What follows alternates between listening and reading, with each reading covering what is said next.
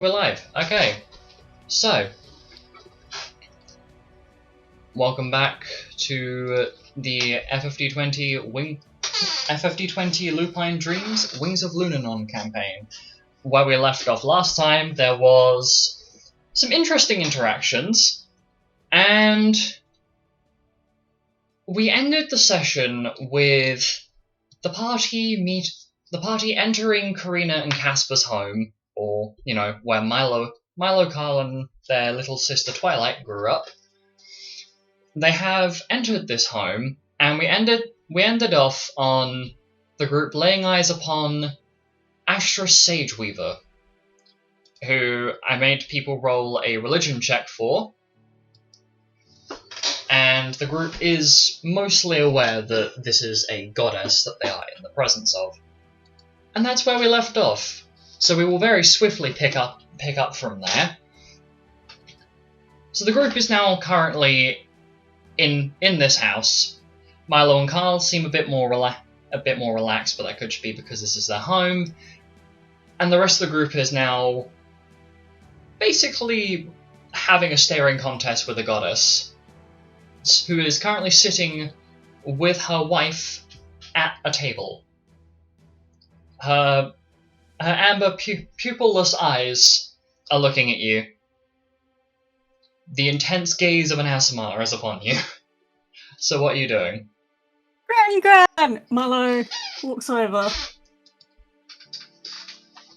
Carl takes a moment to just... It almost seems like he's a bit stunned, as it's not exactly the most expected thing in the world, but he has a big smile on his face and very, very slowly kind of moves over to the table and just pops himself down in one of the chairs. During this, Xanis, having finally been able to, move out of the hallway, makes direct eye contact with Ashra and is immediately starstruck. You must be... it's nice to meet you. And he waves. He waves very, very energetically, we'll put it that way. As this seems like the first time that Xanis has met Astra face to face. Astra waves back and beckons Xanis to come into the room. He very, very eagerly starts like basically bounding into the room, but has to really take a moment to just stop and remember that he is in the presence of something above him. Come on, everyone. Come on. There's no point in standing outside in the hallway if you're just going to look on in awe. Do come in the room. I'm not that intimidating. What is the rest of the group doing? Whatever she tells me to do. Literally whatever she tells me to do. Has Maria even met Astra, or she just heard about Astra from Fallow? Yes. That doesn't answer the question. That doesn't answer the question. That's the point. That's the freaking question. Mira, you haven't actually met Astra in person. The most that you've heard is from whatever Milo and Carl have said, and very brief mumblings from your mother, Felicity. Okay. Yeah, I'm just gonna go wander in like a duck. Not literally like a duck, just, you know what I meant, metaphorically. Yeah. No, I know. So... I'm walking behind everyone. I am behind everyone, okay? Okay. Penton, I'm assuming you're following suit? You are on mute. Oh my god! It's been 5 minutes! Oh my god. Anyway, Penton, what are you doing? Hold it in. Oh. Alright guys, quieten down. Penton, what are you doing? Yeah, follow, sure. Okay, I'm going to turn you up a little bit because you're really quiet.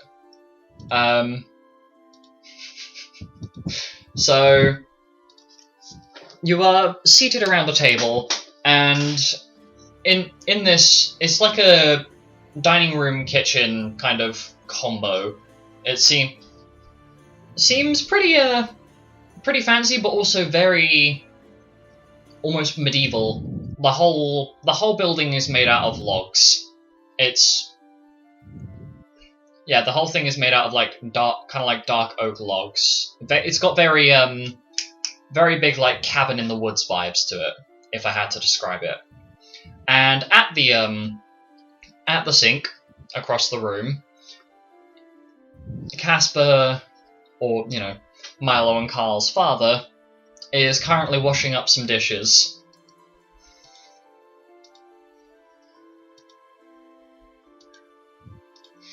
Oh god, sorry, I'm just grabbing a couple of my notes.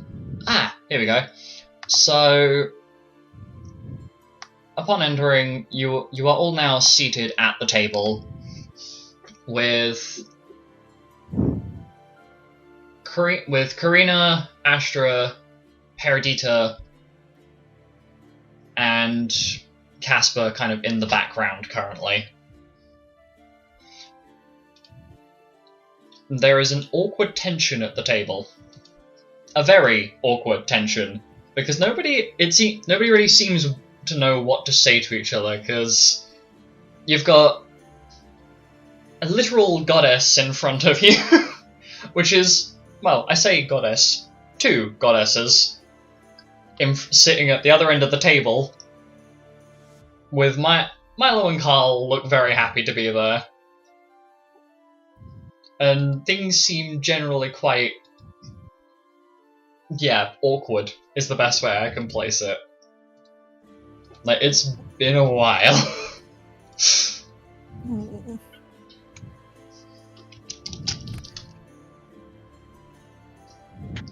So, Gran, how has it been since we left a few months ago? A month ago? I don't even actually remember. So it would have been shortly before the start of April. I would have said around the 2nd of April. So it's been about a month.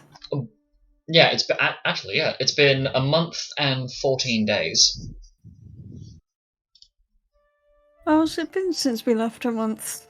Well, a little over a month ago. Well, Milo dear, it's been the usual. Honeymill has been great, and, well, the orchard is as beautiful as ever, but nothing about that. I want to get to know all of your friends here. And Milo, Astra turns her gaze to the rest of the table. Now, even though Carl's letter introduced me to your names, I don't actually know a face to give them to, so please introduce yourself. Oh god, okay, I'll step forward first then, I guess. You're sitting at a table. Sitting down? I'm already sitting down! Yeah, if you need me Who's to... gonna go first? Yeah. Who's gonna go first? Who am I sitting next to? You are currently, oh god, let me arrange the tokens on the map. So... Yes, please. Oh, yes. Token arrangement time. Oh, I miss Kay, we're best friends again. I want to sit next to Maria.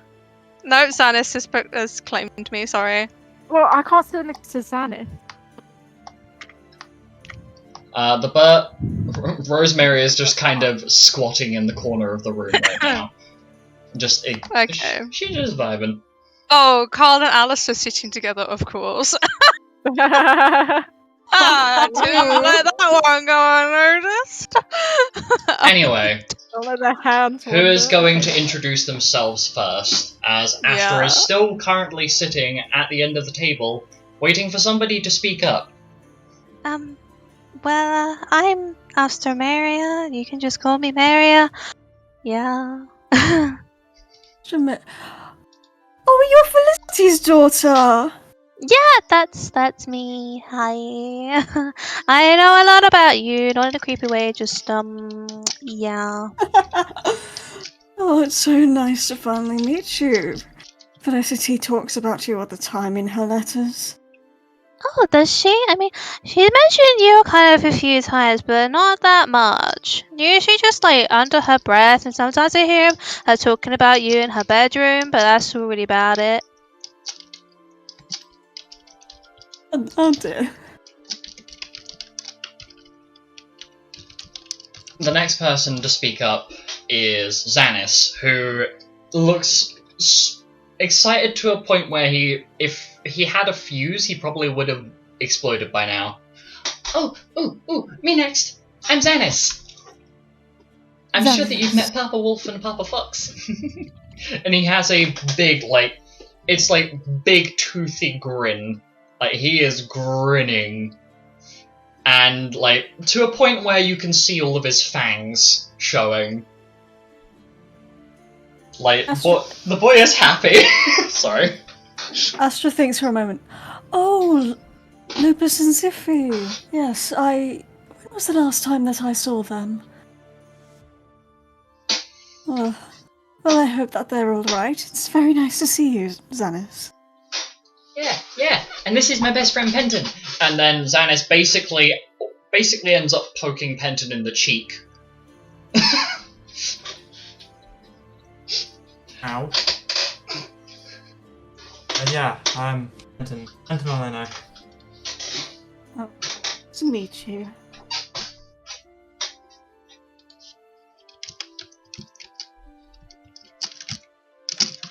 Astra looked around.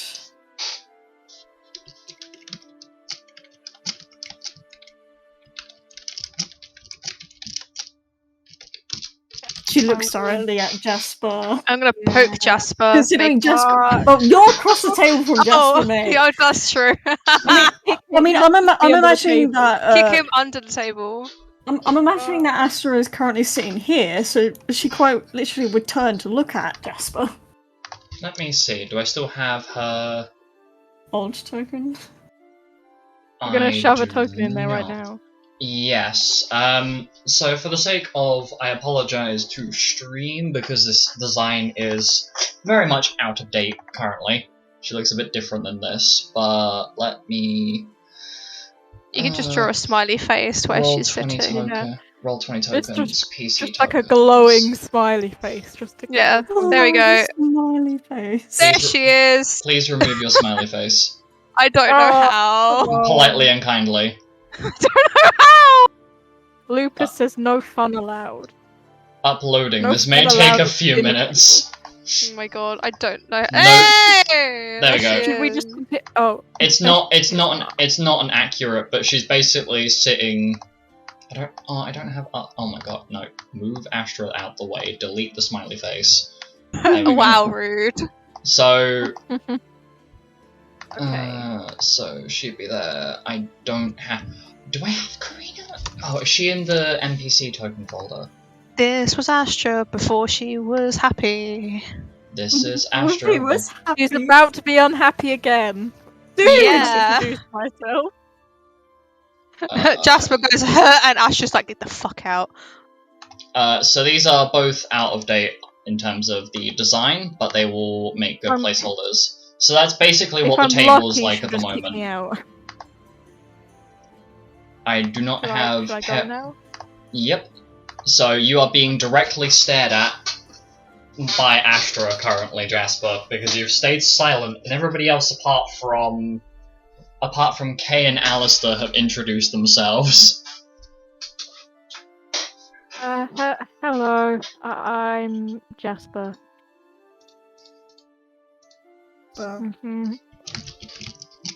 Oh, I think I remember you from the letters.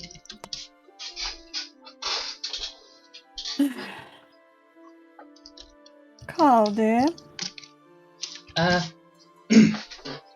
Yes. Yes, Gran. Wrong in assuming that this is the Jasper that turned you into a werewolf? Yes. Yeah, it's a long story, but, I guess it's kind of resolved itself. We've managed to get hold of a cure. I think Milo still has the rest of it. But, he's cured now. And we're, long story short, we've been tasked with killing his brother later. I can tell. Oh. I can explain to you when it's not at the when everybody else isn't at the dinner table. Oh, I should introduce you. This is my friend, Alistair. And Alistair just kind of meekly pops his head from out from behind Carl and just waves. Astra's eyebrow raises up, Carl. Friend. I see. Well, it's a pleasure to meet you, Alistair. And Alistair just kind of gives a weak smile, because it's a little bit awkward. You can see Carl's going a little red in the face, Alistair's going a little red in the face, but it seems that it seems like Carl has given Jasper a little bit of a breathing room as the topic has now changed. The topic has changed as Kay speaks up. It's a pleasure to meet you. I'm Kay Lavander. I think you know my father.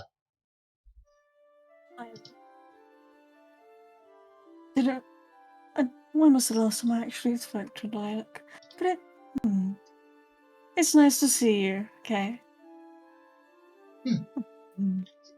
Well, I'm surprised that the goddess of the harvest herself would be coming to visit, but I suppose Milo and Carl very lucky to have you as their grandmother. I must apologize. Are you blood related or? Sorry, No. I apologize to ask, but Karina is my adopted daughter. From what happened 50 years ago. Oh, Father never really told me about that, but that's good to know. Also, your dress is beautiful. And she just kind Thank you. she smiles a little bit awkwardly, and almost seems as though she's not really sure how to carry on talking from here. Let me check my notes. Okay.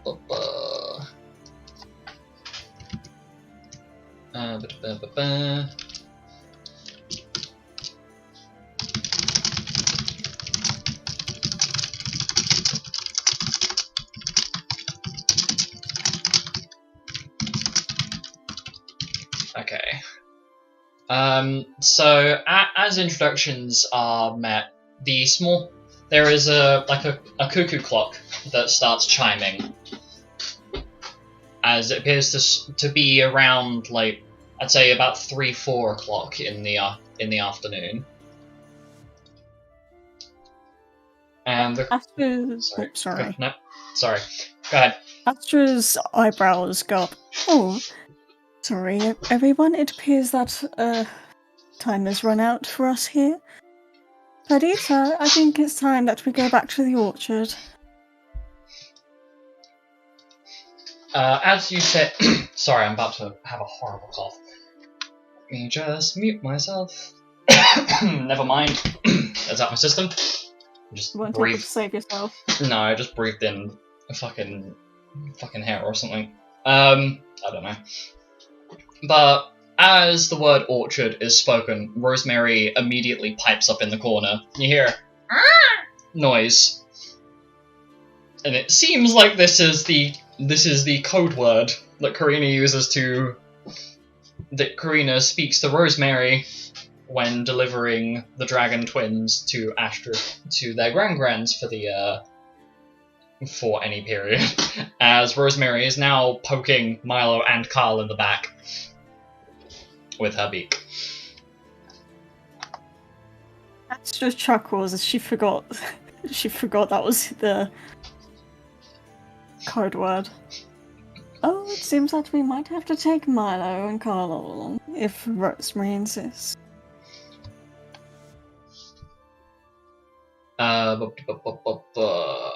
Milo and Carl are being poked.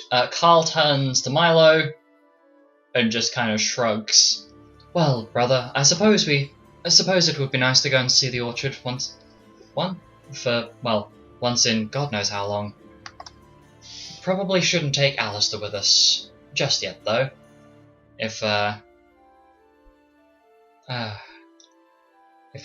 going to see go and see the orchard, we should probably just take the two of us, I guess, and Rosemary. But what do you say? Should we go?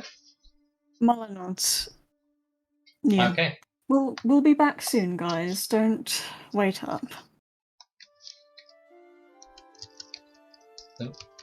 I forget that Rosemary's token is one above Milo's in terms of layering. So, Astra gets up and leaves with Rosemary, Milo, and Carl in tow. Removed her token from the thing for my brain. So they are now on their way. Meanwhile, the rest of you are just kind of left awkwardly together. Oh yeah, Paradita is still in the room. She briefly takes a moment to, say, good wishes and say goodbye to Karina and Casper before she follows on after the Dragon Twins, Rosemary, and her wife, leaving Mira, Kay, Xanis, Penton, Jasper, Alistair, Karina, and Casper in the room. I'm just going to rearrange the tokens to pop up here. Right. And I'm just going to get rid of Karina's token for the sake of it. So Karina and Casper end up having a conversation with one another about the trip there. Meanwhile, the rest of you leave the building at Karina's suggestion of getting a little bit of fresh air before the sun goes down.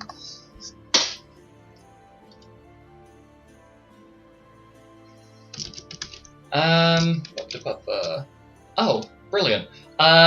Everybody, you have 10 seconds to make me a perception check.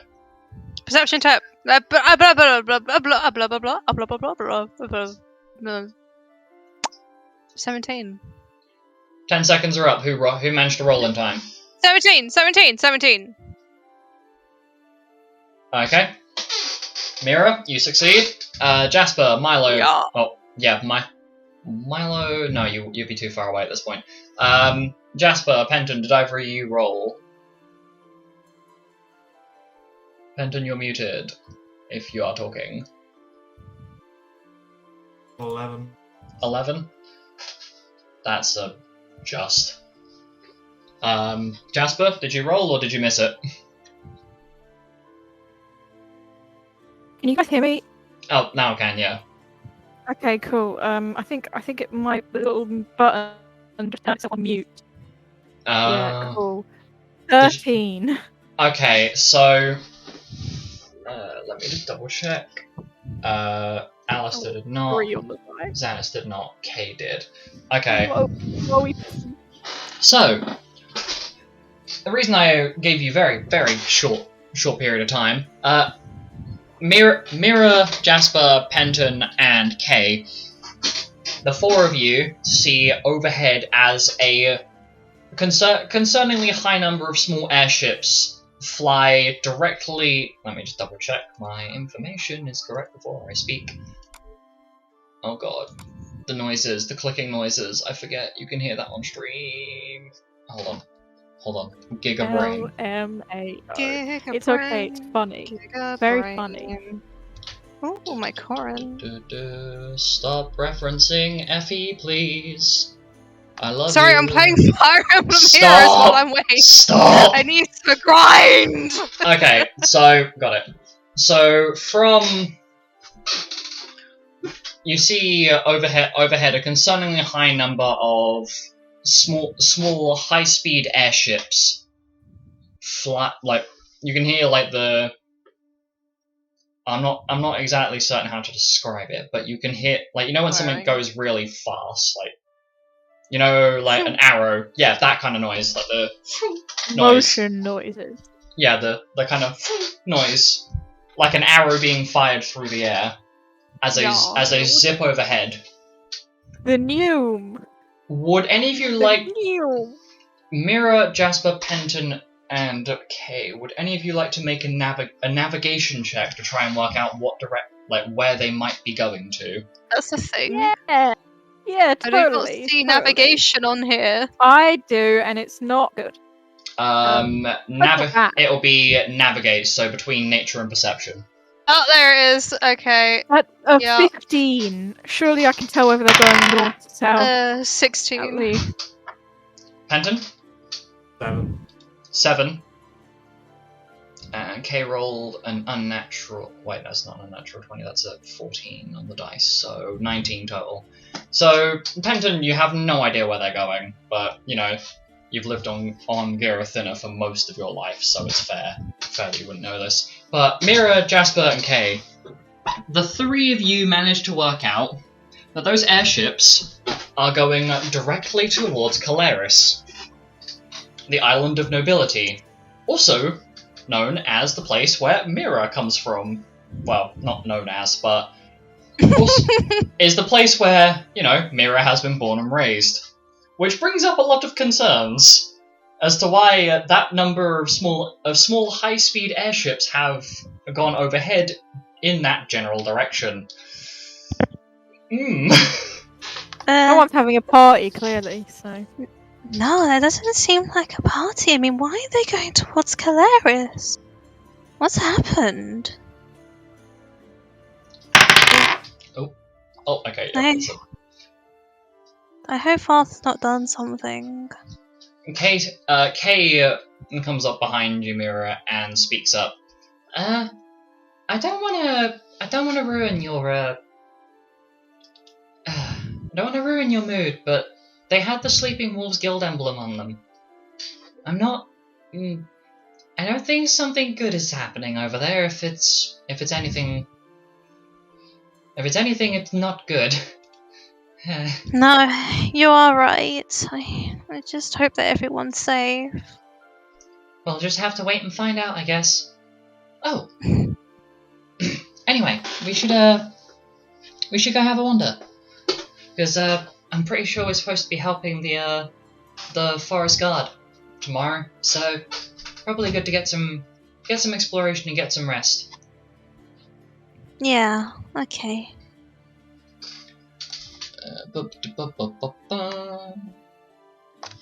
So you guys end up kind of wandering.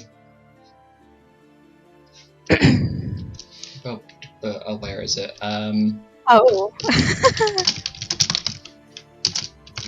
Azanis and I going to do our fun time. Yes. That sounds wrong. You know Not what I mean? like that, yeah. You Please, can't please fun times with rephrase. Xanis. So, You cannot. Mira, you approach Xanis, and Xanis has got his gun blade and his gun knife, strapped to his person as you approach. Oh, Xanis! Is it time to go hunting? Are we gonna go and look for some plants? Yeah, we're going herb gathering. But it's totally a joke. Herb gathering. Yeah. Okay, let's go. The two of you start to scour the edges of the forest for any interesting looking herbs. Drugs. As this is happening,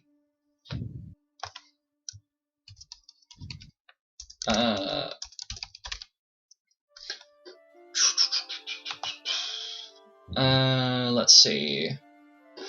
As this is happening, Mira, Jasper, Penton, can you go on mute, please? Milo, can you unmute? Astra and Paradita have gotten a fair bit of distance between themselves, you and Carl, as they seem to be having conversations, so you've kind of given them a little bit of headway. And they walk a lot faster than you. Probably just a deity thing. But, Probably. But as you're kind of holding onto Carl, as you are both currently riding on the back of Rosemary, and Carl brings something up. Brother. Yes, Carl? I had a thought. We're going to be working with the Forest Guard for a little while we're here. You don't think that maybe we could go and find something on their mission board to get an excuse to go into the forest? You never know, we might be able to find that plant that injured Anna. Nothing like a bit of a good old, I guess, revenge or avenging to.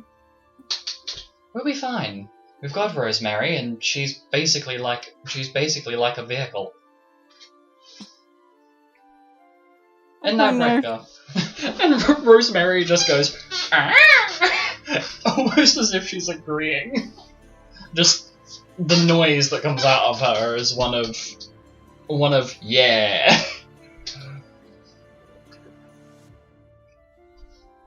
You know, part of me wonders if Rosemary saying baby at us was a fluke. But I don't know. Well, I suppose if we tried teaching her some other words, it could just be... I don't know. She seems to be getting a bit smarter, though. So, could be worth a shot.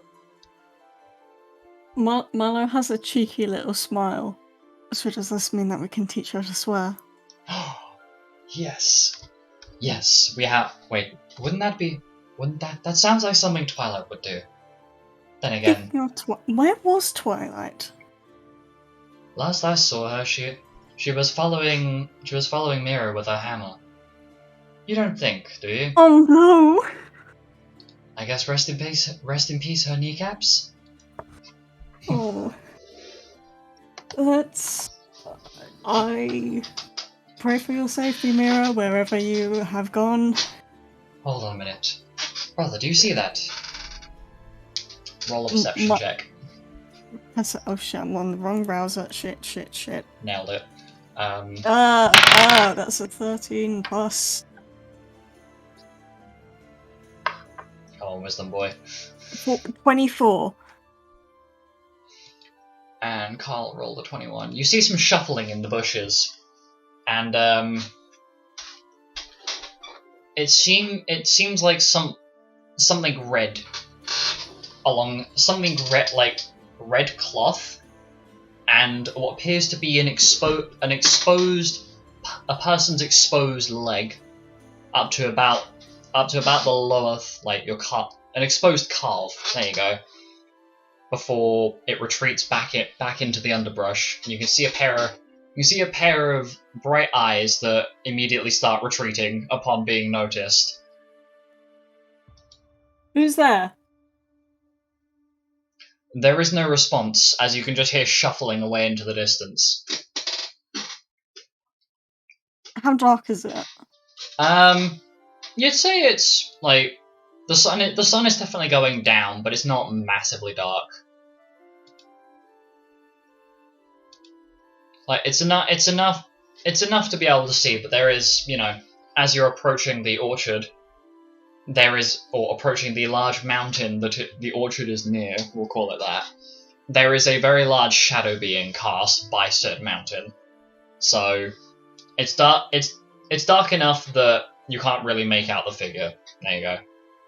Words are hard, man. The leg that was exposed. Mm-hmm. Was it like covered in cloth or clothing? Yes, there was a large swath. That's the word, I think. A large amount of darkish red cloth, almost like a robe that's got like a slit down the side of it, like kind of like a dress, I guess. But it looks more like a robe. Yeah, I can't word today. And I run a D&D session with this level of brain cell. But no, basically, it looks like someone someone was wearing a robe and they've got like a tear or a cut in this robe, which their leg was sticking out of at one point.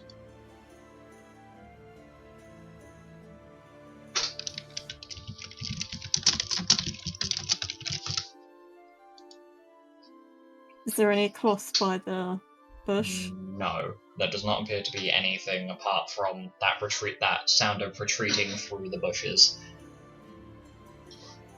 Keep up your guard, brother. Perhaps we should go after it. It could be something dangerous for Gran and, well, both Grans. Let's be quiet. Perhaps, give me a moment. I'll go and let Gran know that we're gonna go after it. All right. At this point, Carl gives you the reins, hops down, run. You can see him go ahead, calling after your grandmothers, and after a short conversation, it seems like Astra pats Carl on the head, and it seems like a general, yeah, okay, like you don't do anything stupid, kind of interaction. Your grandmothers continue down the path, returning home, until Carl comes back, hops back up on Rosemary, and the two of you start heading into the forest. Carl has his spear to hand as you move through. That's that one done. So as that's happening, we jump from Milo and Carl, who are now heading into the forest, over to, let's see, Mira and Xanis, who are currently herb hunting, quote unquote. And as you two are searching through the bushes, you find shredded fragments of red cloth on one of the branches near the forest's entrance. Like there's a large like archway of the trees, almost as though someone's used magic to kind of make a little archway out of the natural growing trees here. But there appears to be a point somewhere along the line where someone's pushed their way through the underbrush, and whatever they were wearing has ripped and gotten snagged on this, it's like a slightly spikier, larger bramble bush. Whoa. Xanis? There are Yeah. red drugs now. Mira, that's not a herb. That's cloth. Someone was here. Well, do you think it'd be someone from, like, the guard or something? No, because they have the entranceway literally right over there. And he points over to that, that tree arch that's literally like maybe 10-15 feet away from you both. Huh. So, someone must have been prowling around then. Well, why are you red? It's such a weird colour. Well, your hair is nice, but that's a weird red. Yeah. Maybe we should go and tell Karina and Casper. Yeah, maybe. But what about our drugs? We haven't got our drugs yet. The herbs will have to wait till later, Mira. We need to go and get this sorted. It could be someone in danger. I guess you have a point. Okay, let's go. So you one of you, I'm assuming it's you, Mira, picks up the cloth, or are you leaving it there? I'll take it with me just so we have definite proof. So you take the scraps of cloth, and they feel almost wet to the touch. Like it's a very silky material to the point where it's so smooth it almost feels like liquid in your hands as you pick it up. I'm gonna get blood on my hands before my date with Simon. So you two head back towards the house. At this point, I'm going to assume that Jasper's probably gone to like a library or something. As he scroll air quotes. We move over to Penton, who is currently just having a wander about. You are on mute before you forget. There you go. As you're currently having a bit of adventure around this surprisingly nice little town. It's the first time you've been away from Girathina.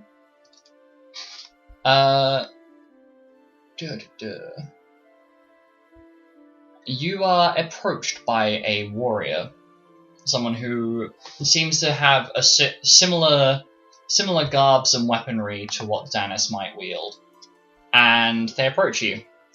In one hand, they have a rolled up scroll, and the other is resting on like the pommel of their weapon. Excuse me, sir. Yes? I don't suppose you've seen this woman, have you? And he holds up the scroll and lets it unravel, and it's the exact same face of the woman you just met. It's a depiction of a slightly older Aasimar woman with long whitish silver hair, piercing amber eyes, and it seems like more of like a shoulders up kind of shot, so it doesn't really show much of the clothing. You haven't seen this woman, have you? No, not at all. Sorry. It's a shame. If you see her at any point, come and find me. I'm a member of Seed. It's an organization made to deal with out of control sorceresses. Right, okay. I'll be sure to do that. Just remember, Seed, SEED, in case you need to look us up. Thank you. And the person proceeds to move along, asking the next couple of unlucky people. And you can just hear his voice, it's surprisingly grating.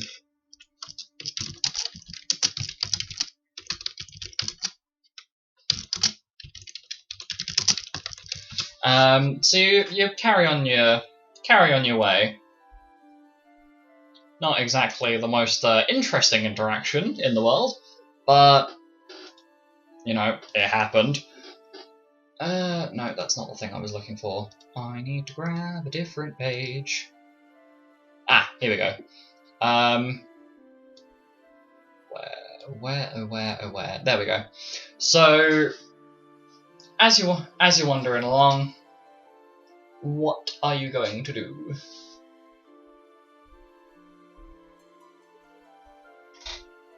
Hey. What you gonna do?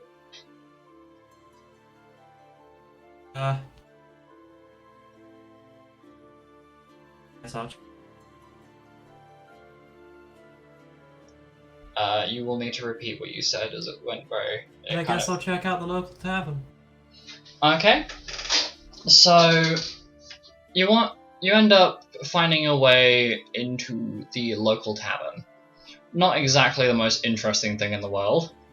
It's quite, I guess, humble. This is the best way I can word it. It's not very standout, you know. It's quite generic? I don't really know a good way to describe it without insulting it, but it's quite humble. There you go. And as you're looking around, you find a couple of like blank stools to sit upon that are quite close to the bar.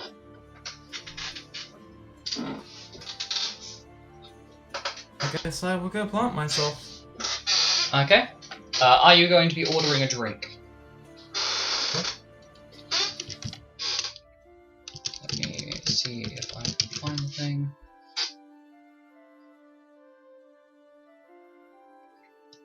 Okay. So as you're sitting at the bar, you are approached by... You're approached by a relatively young-looking brown rabbit folk woman.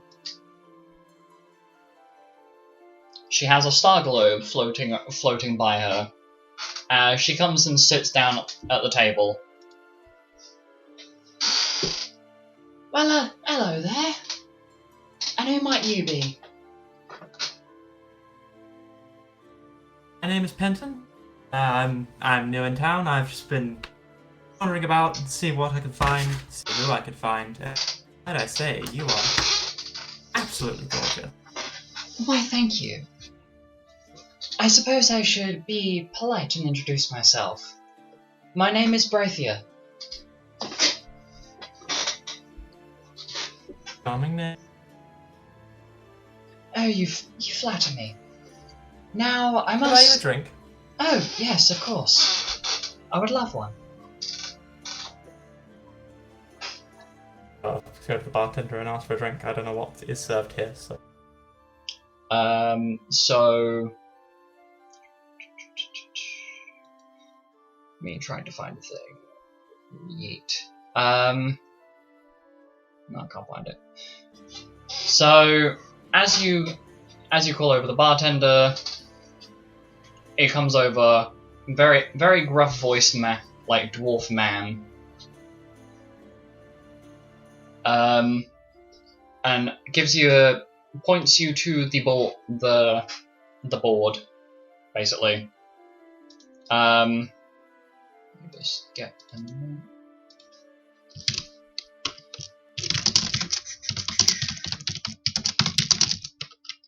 Okay. So points you to the board, and there's a whole slew of different types of alcohol. But the one that seems to kind of appear the most interesting is one called the Jazzy Evening for 500 gil. It seems like a cocktail or something.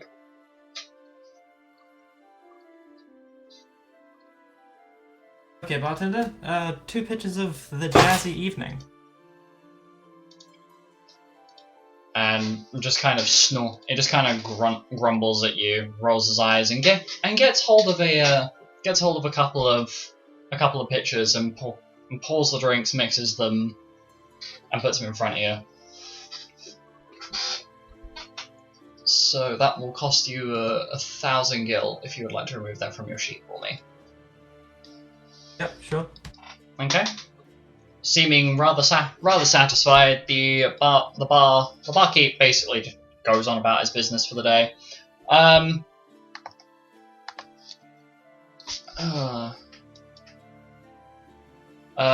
Braithia seems pretty interested. She's definitely taken an eyeful. So tell me, where do you come from? I've never met such a interesting looking gentleman. All over the place, really, but I grew up in Rabbit Hole. Oh, really? Well, I must say, I used to live there. My family's from there. I currently live in Lenfar. Not exactly the most interesting place, but those Sleeping Wolves Guild operatives seem to keep the place safe, so I thought I might set up shop there. Set up shop, you say? Yes. Well, I myself am an astrologian. I do tarot readings for the less intelligent. Tarot readings, eh? Yes. What does the future hold for us? Well, I don't usually offer, but I suppose, seeming as you did buy me a drink, I can indulge you. But you won't get the same offer twice. Sometimes all I need. She slides 2 tarot cards onto the table, and then places another down. And let me just... I need to make sure that I actually have the correct ones here.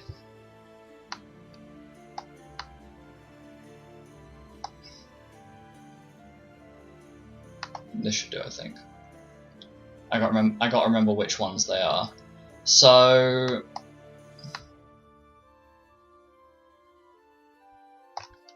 is it this one? Sorry, I'm having to fucking find the thing again. Screech. So the first one that gets pulled.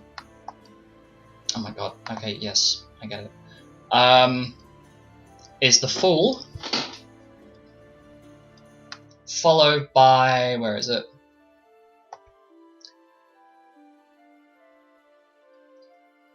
Okay, yeah. She pulls, the 3 cards she's pulled as she flips them are the Fool, the Hanged Man, and Death.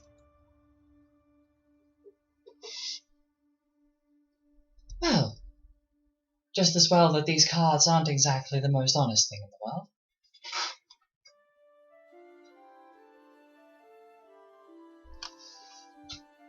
Anyway, as a once-off, shall we? And she's giving you eyes. Penton will look her up and down. And just nod. Yes. Okay. So you are now busy for the evening, we'll call it that. So you can go on mute for the time being.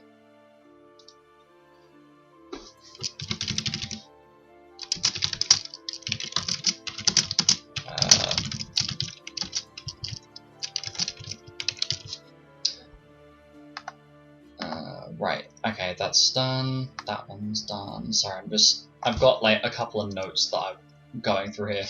Okay, so after this,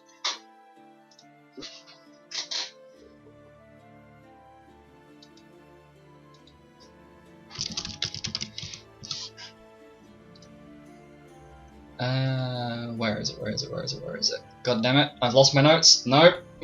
Nope. Screech. Rufus, you have to I found it. We jump back over we jump over to Milo and Carl. As you are pursuing this unusual figure into the forest. And as you approach this little clearing,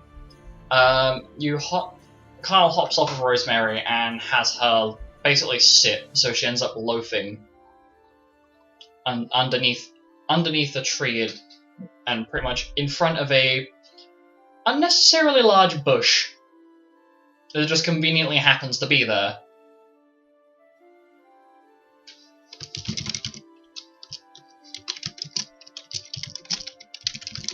Would you like to make a perception check? Yep. Oh. That's 26. Okay, so you see a group of people in these like heavy set red robes. You've read enough strange phenomena books to know that these are cultists. These are definitely cultists. There is no way they are not cultists. They're wearing heavy-looking red robes, lots of beads, lots of strange, unfamiliar, what seem like religious symbols relating to a deity you aren't familiar with, and they're muttering between each other in a language you are not familiar with. Or at least not initially. Okay, yeah. Can you roll a linguistics check for me, please, to try and work out what it is? 18. Perfect. So you realise that they are talking in what appears to be like a a very shittily off-brand version of Infernal. So after trying to work it out, they're clearly not fluent in the language, but they've been given keywords and phrases to remember. And it would appear that they are sharing information about the whereabouts and location and positioning of your lovely grandmother, specifically Astra.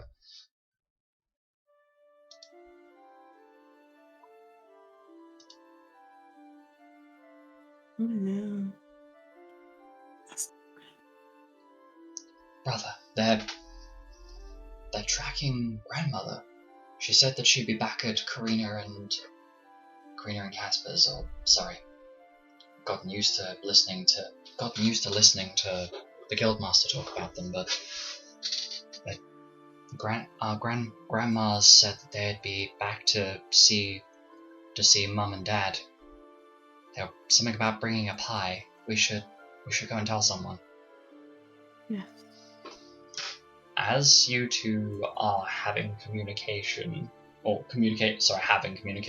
as you two are communicating with each other in said bush, being all sneaky-like, from a relatively far distance, you hear a very loud voice yelling as a short, silver-haired man in blue garbs is shouting at.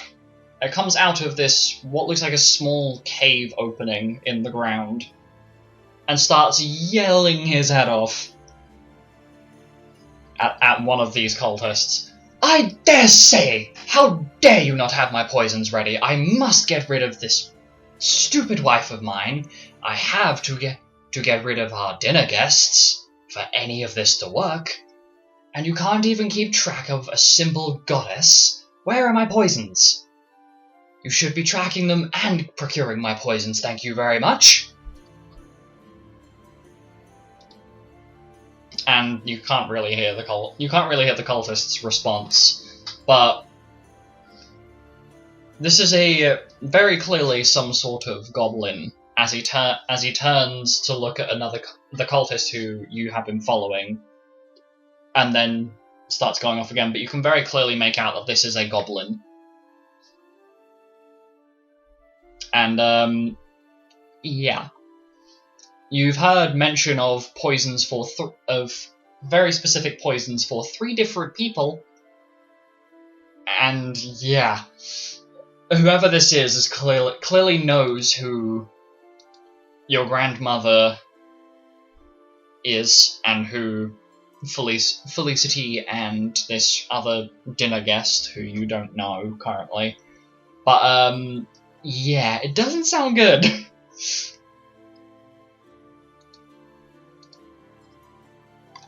So, what are you doing? We need to go. Okay. I was trying to talk as quietly as possible, but my mic wouldn't pick it up. So...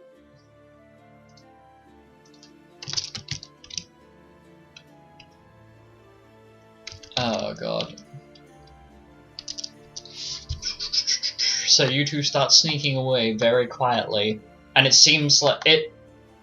You would assume that whoever this is of high enough standing if they know, your grandmother by name and the fact that she is a goddess. So clearly someone of high standing, but you are lucky enough that they are a bit too busy yelling at someone else to pay attention to the fact that the bushes are rustling. So, you hop on Rosemary and start bolting it back towards Honeymill. So, all around, not great.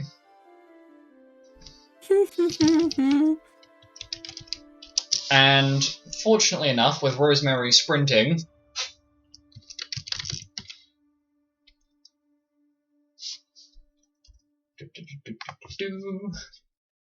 as you return, you manage to get back what appears a few minutes before Mira and Xanis would. Like, timeline-wise, Mira and Xanis have only just found the cloth by the time this is all happening.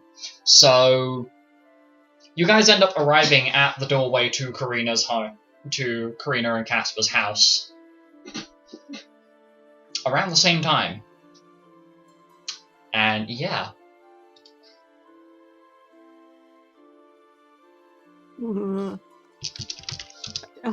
Hey guys. Wait, am I there? Yeah. So, Okay. outside the front door is Mira, Xanis, Milo, and Carl. Whoa. You don't look so good, Milo. What happened? An encounter with a stranger, and a not a good one. Well, stranger danger is quite important. Yeah, well, when I say encounter, I don't mean us literally talking. Either way,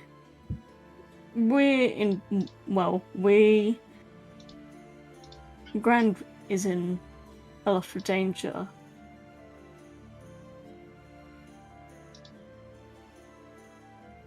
Doesn't sound very good. I mean, No. did you find out who was talking about it? Or... Well, it was a goblin man. A goblin man? Yeah, short, silver hair, blue garments. Are you sure about that? You certain?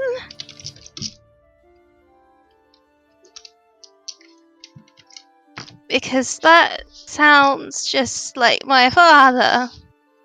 I don't know. Let's get inside.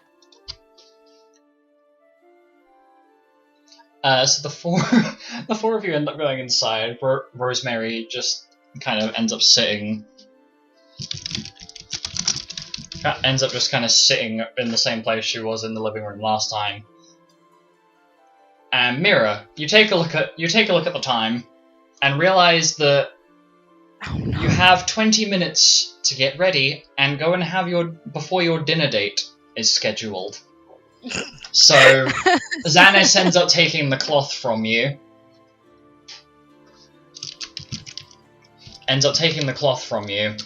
And you usher yourself off to go and get ready. So please And jump cry. on mute. So Milo, Xanis, and Carl are now sitting in the living room. Karina and Casper appear to be out at the moment.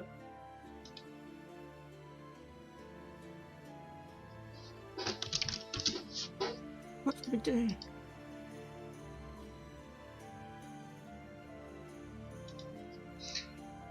Well, we found this cloth, and Xanis pulls out from one of his pockets this crumpled up piece of very familiar coloured red cloth and puts it on the table. No. That looks a lot like what the other people that were with that goblin were wearing.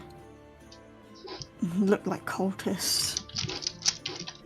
Oh no. Wait. Oh no. What? Do you remember any of what the symbols look like? Oh, wait, here. And then Xanis pulls out a pencil and a piece of paper from his backpack. Not drawing. I'm gonna try and draw the symbol that I didn't recognise, the religious symbol. Okay. So, as you sketch it down, there is an audible gasp from Xanis. Oh shit. I mean, shoot. Papa Wolf has mentioned this before. These are the bad people that work with Evil Granny. We should probably go and do something. Especially if they're after us, Grandma.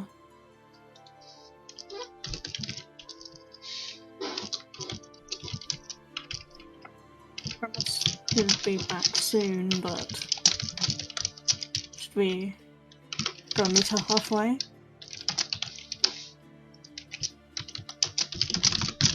Xanis has to take a moment to think.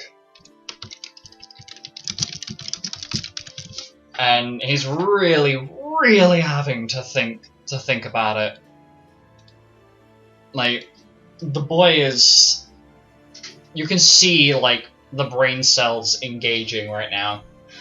I think we should wait here, because what if they're in the town?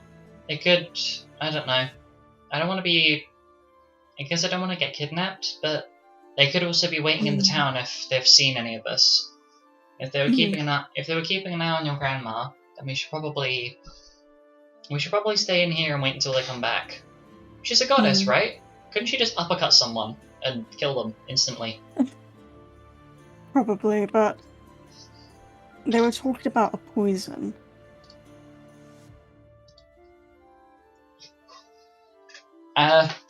As that's this puts him back into a state of really having to think on what he's doing.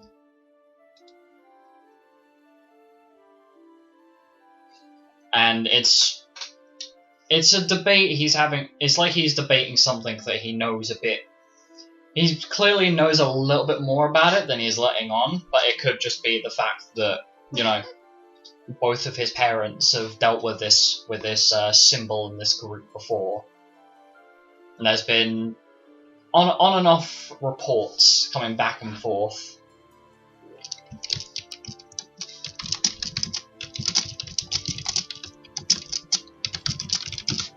Oh god, sorry, I'm just typing out a couple of notes. Right. So he pipes back up again. I know, we should make sure that we know where everyone is. I think I saw Jasper going to a library. I don't know where Patches went, but I'm sure he can handle himself. I can go and sniff him out if need be. Who else? I know Mira's upstairs getting ready, and what else? I guess we just have to wait for now. Yeah. We probably shouldn't tell Mira if it's her dad. We probably shouldn't tell her. She's already dealt with enough right now. We should wait until we can tell Papa Wolf. Yeah. But what else can we do? Because we're supposed to be working with the forest guard tomorrow, so we could try and find a mission that's hunting down a monster in the forest, and then we'll, once we kill the monster, rather than coming straight back, we could go and look for the entrance to that cave. What do you think? I don't think I actually mentioned the cave. Fuck. I'm just gonna roll with it. Okay. Because Xanis mentions the cave, but you're aware that you haven't actually mentioned said cave at any point in time. Xanis? Yeah? I never mentioned anything about cave. Well, I've kind of been here before on Honeymill. Although, I was kind of in a bag for half of it. When I was a lot younger than this, I snuck into Papa Wolf's backpack while he was coming to look around here. There's something about what was it? I remember him mentioning something about exploring this cave, and I just kind of assumed that the bad people might be hiding in there. It's really cool. It's made of like this stone that's kind of like a magnet. It's really weird. But you can't hold anything you can't wear anything metal in there because it just makes you stand like a statue. I don't like it. It's weird.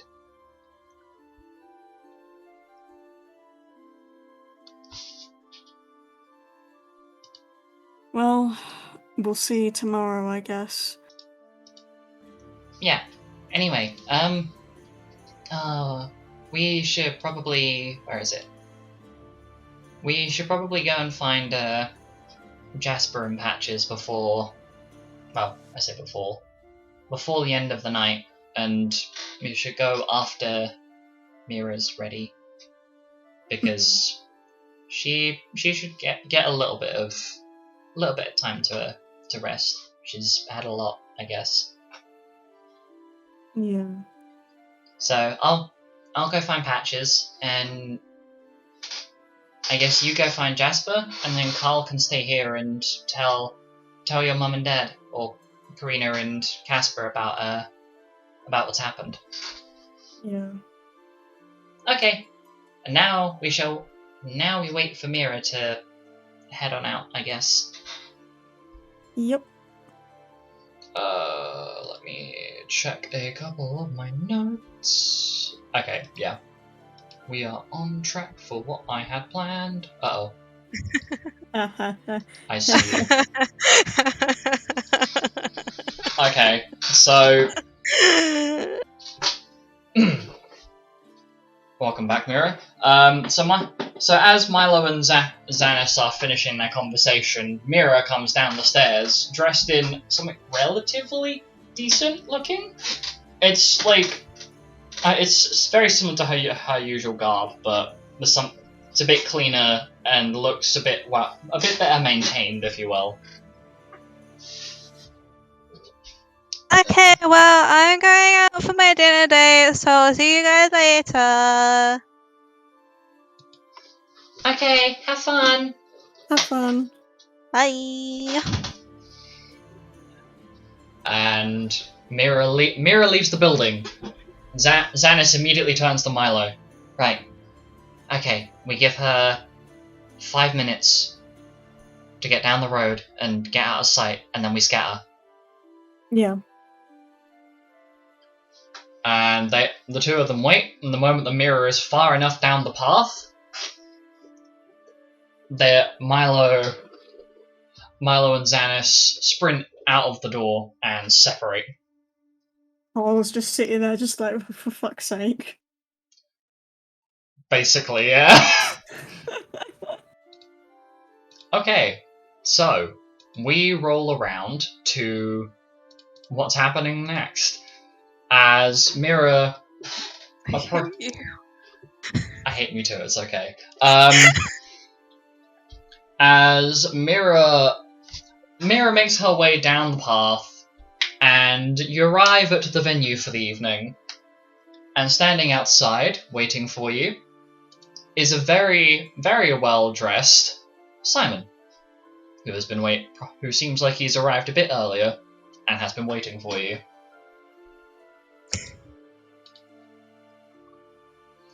Well, good evening. It took you a little while, but I must say you look absolutely stunning this evening. Oh, sorry, I hope you weren't waiting too long. It's been kind of busy, but you look really nice too. I hope I get the right song here.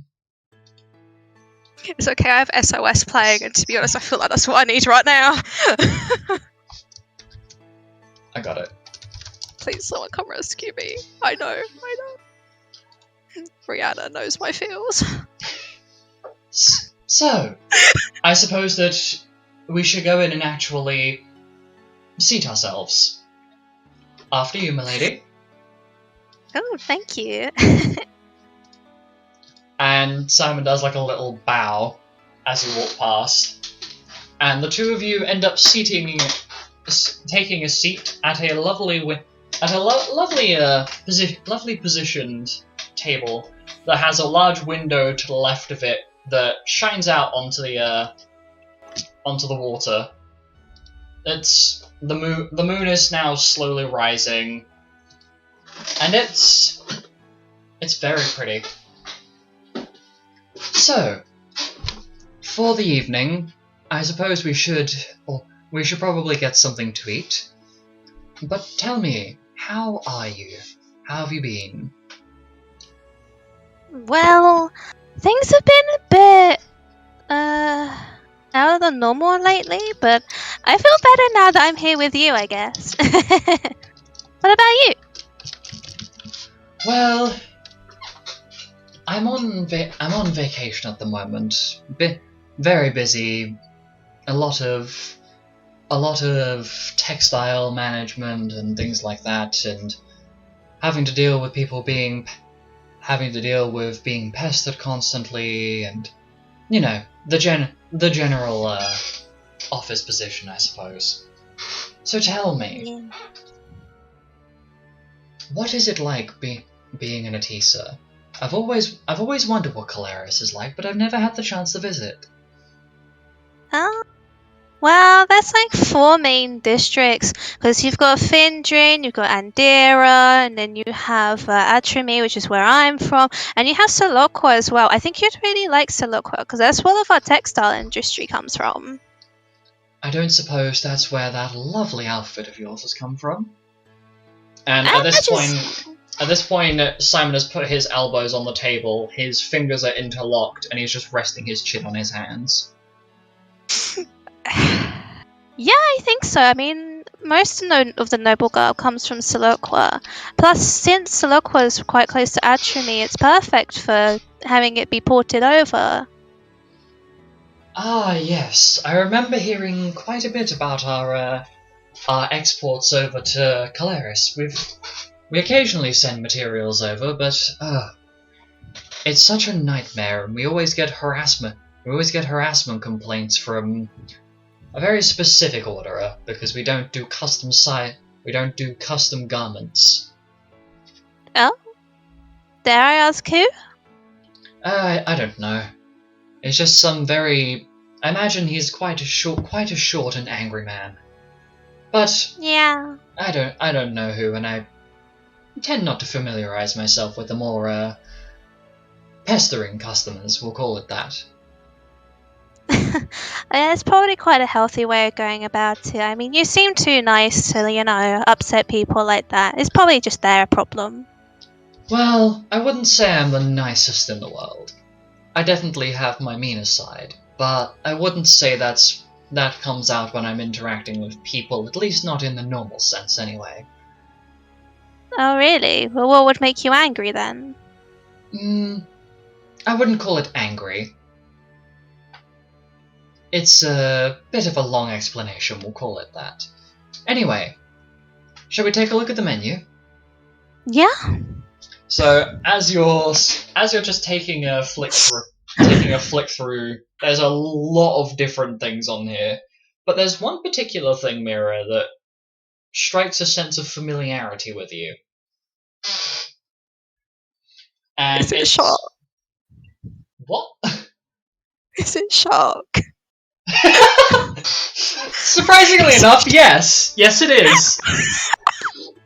It's. Oh my god. It seems to be some sort of steamed shark, paired with. Oh, I forget what it was now. It's some sort of like steamed shark dish paired with different types of grains and a few particular vegetables and herbs that are local to Honeymill specifically.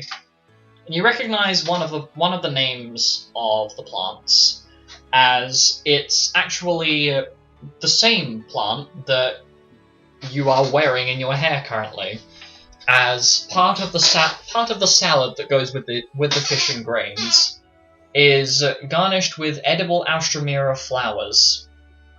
Oh my god.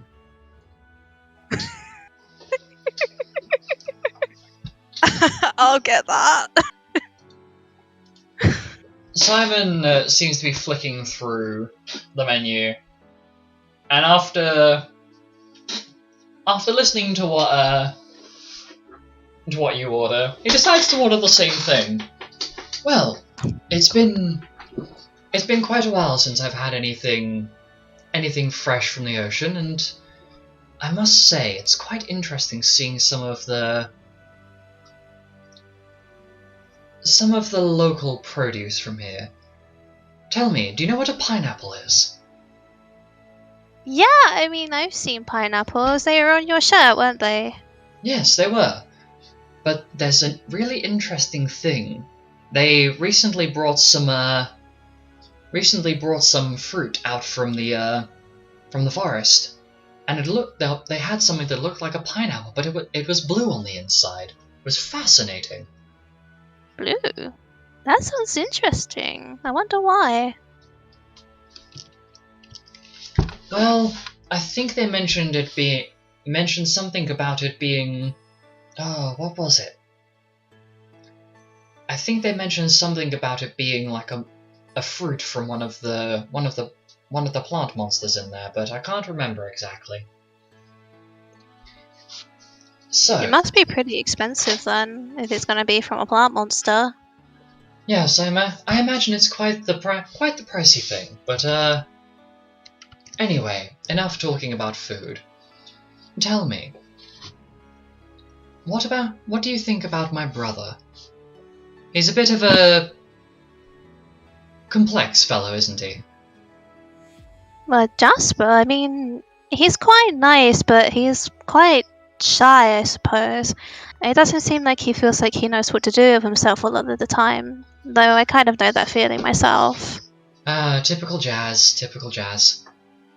He always was the shy one.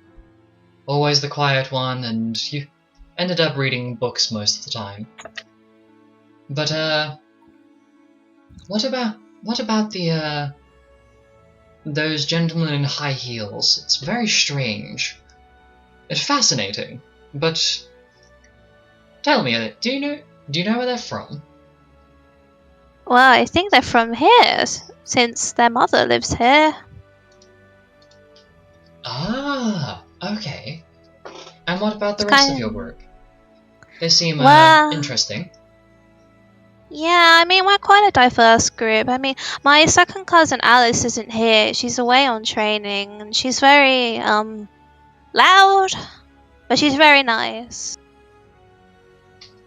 Well, it's always nice having someone be the noisemaker. After all, you can't have fun if there's not somebody shouting from the top of their lungs half the time. Yeah, that's a good point. It gets too dull if things are just quiet. Well, Xanis can do that as well. He's kind of the noisemaker now. Like a little rattle, he just keeps moving and saying things. Yeah, that seems very very appropriate. I've heard of him a few times from what was it?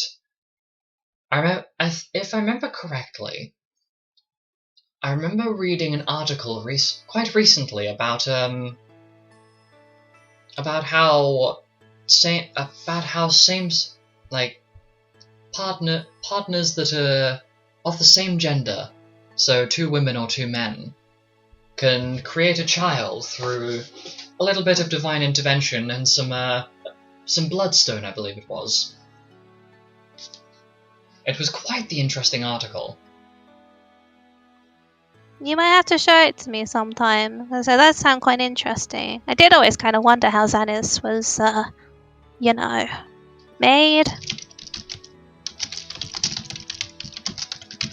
And I guess last but not least, the rabbit man that is traveling with you seems very mysterious. I believe would be the right word. I think mischievous is more what you mean. He always seems to have some kind of ulterior motive, but I'm trying to understand him a bit better. Well, it seems like he's a little bit of a troubled individual, but you certainly have the diverse group. And what role do you play in your group? I'm sure it must be the leading woman, or something like that. You seem fascinating. I wouldn't put it quite that far. I mean, most of them are a bit apprehensive about me. I'm more just, I guess during the fights I am kind of to the front, but otherwise during like talks and stuff, most people don't really take me very seriously. Well, it certainly seems like an important and crucial part. I do wonder. Your hair is black and white, but that little stripe of pink, where does that come from? Do you diet? Is it highlights? Do you use something like, what was it? Do you use like plant residues to diet? Tell me about it.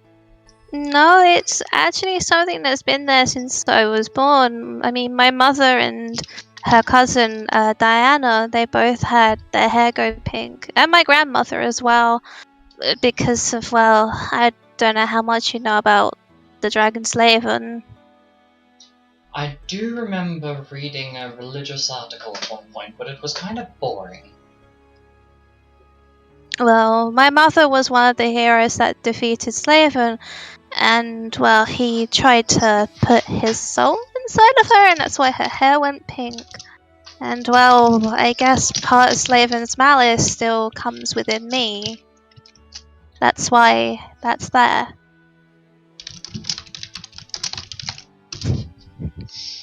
Well, that's quite an interesting story. I never quite imagined that such a simple thing could be so fascinating. Tell me. Oh, never mind, here's the food. And this waiter dressed in a very fancy-looking butler's outfit proceeds to put food before you both.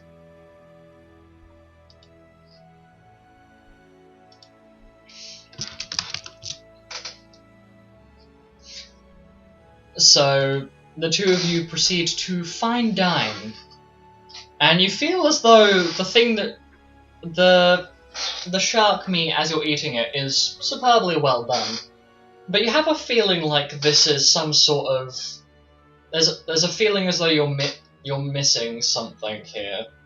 Like there's something that is strangely ironic about this situation, but you can't quite place your finger on it. Maybe it's something that you heard your mother talking about at one point. Missing ketchup. Rockfish sticks. Totally. That's not at all a reference to the Megalodon incident. Yeah. Yeah. Anyway. Yeah. So as you two are dining, the meal seems to come to a close relatively quick. The two of you have back and forth banter over the food, and a lot of the time, Simon is not only complimenting your appearance, but asking about pretty basic things, and it feels genuinely nice having all of the hecticness and chaos of working with the guild to just have a normal general conversation about yourself.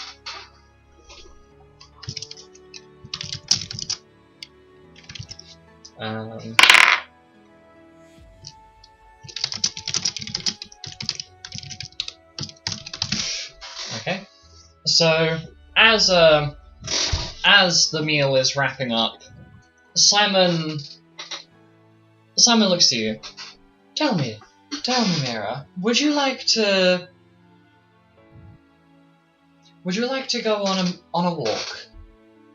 The moon is out, and there's a little pathway that goes by one of the small beaches around here. Yeah, that sounds really nice.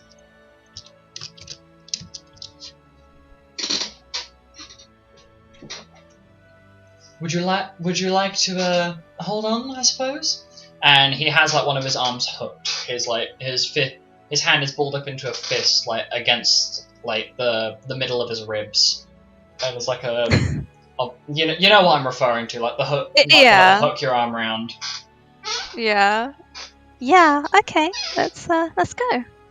Okay, so the two of you go on a walk.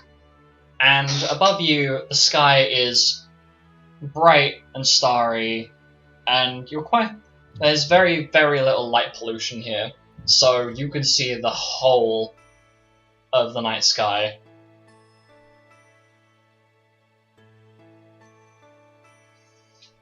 Tell me, I have a question for you. In all of this chaos and work, have you ever met someone That's I guess, have you ever dated another man? I guess is the best way to put it. No. No, I mean, I've had people try to court me in Calaris, but my dad was always like, no, you can't have anyone, because he was very strict about that. And then, well, no, I guess is a short answer. Well, that's an interesting thing to know. I must say, whilst it's not exactly the most formal way of doing it, would you like to... how do I word it in a more noble way? Would you like me to court you? I suppose I should ask. You are quite the sweet girl, and I might move a little fast, but I guess I know what I want. And you certainly seem like the gentle soul that can go alongside my fire, if you will. Or perhaps it's the other way around. One of those two. Yeah, that sounds really nice, actually. Well, milady, I compliment thee, and I appreciate your acceptance of my courting. And he starts laughing to himself because it just sounds stupid. This whole fancy nobility thing of, yes, I must court you, rather than just, yeah, I want to date you. And he starts you don't have to be that formal. Well, it's just us two out here. Shall I drop the formalities then? You can. I must be blunt then. Mira, you are a very beautiful young woman.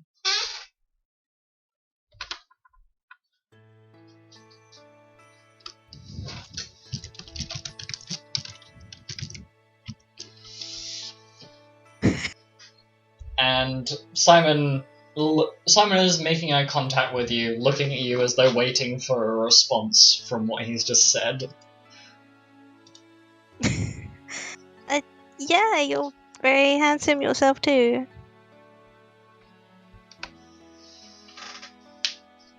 Well, it's reaching towards the end of the walk, and it is getting rather late. So, I'd like to ask, would you like to join me for a little while in my hotel room? And do what? Play board games?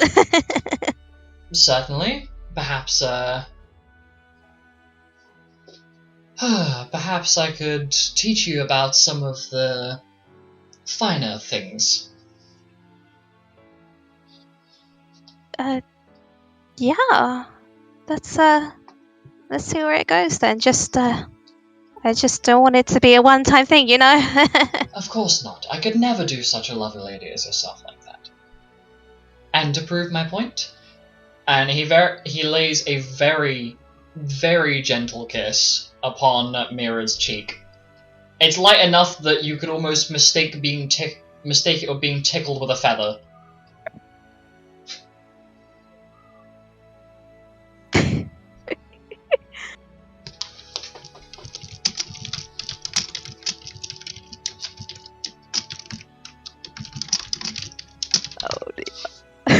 So as you approach the entrance to the hotel, Mira, Simon offers to let you in, or if you are content with how the evening has gone, you are more than welcome to return back to home, which will be Karina and Casper's. Boy, I'm going in. I'm going in! Okay. So, Mira, can you go on mute, please? As you are now busy. Milo and Jasper, please unmute. As what's going to be the good theme for this? This will do. Something tense.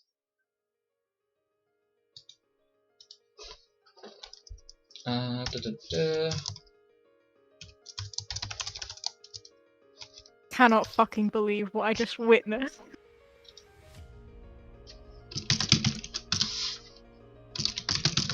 Anyway, so Milo, you have found where Jasper currently is.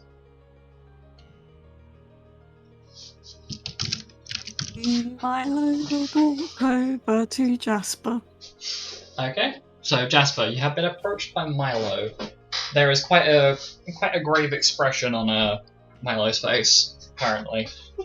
A lot of the colour has drained from his typically rather peachy / tan skin.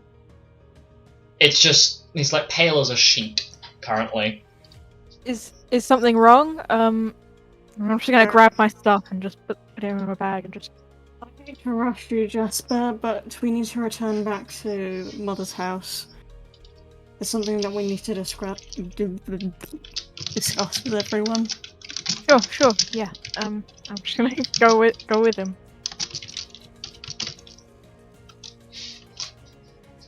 Okay, so Milo, are you going to inform Jasper of why you are retrieving him, or are you going to keep it quiet for now until you get back? Keep it quiet until we get back into the house. I'll tell him. I'll tell you what's going on when we're back in the house with everyone else. Oh, yeah, that's fine. Do either of you want to make perception checks while you're on your way back? Sure. No, fuck. 28. I dropped 28. Anyway. 28. 25. 28 and 25, lovely. What did I drop? Oh my. So as you two are walking back and keeping an eye out, in the distance you can see Mira and Simon as they've just entered the Honeymill's hotel. Oh. From a distance.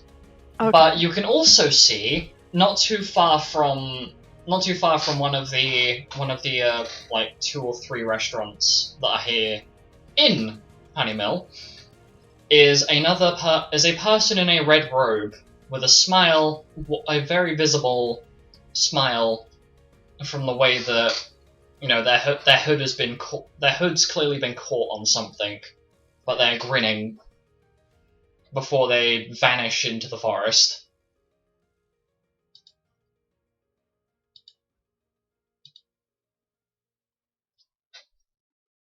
Any comments on that? Hurry up.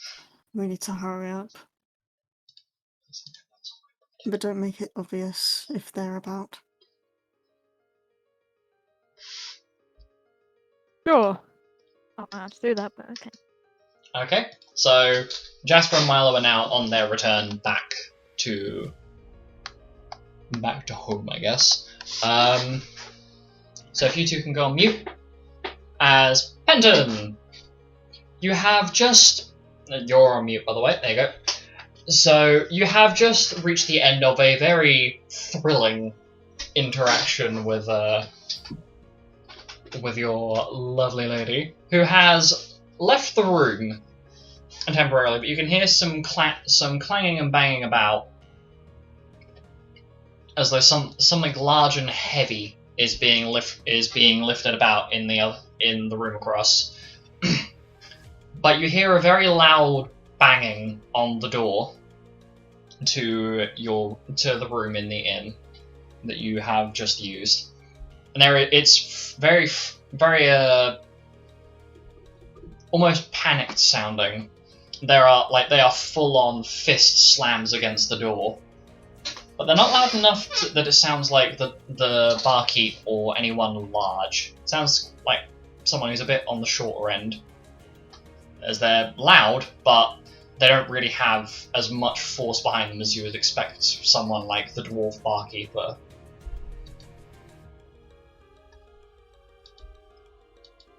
What are you gonna do? Who goes there? It's me, Dennis. You need to come back, now. Hi? What's happened? I can't tell you, you just have to come back.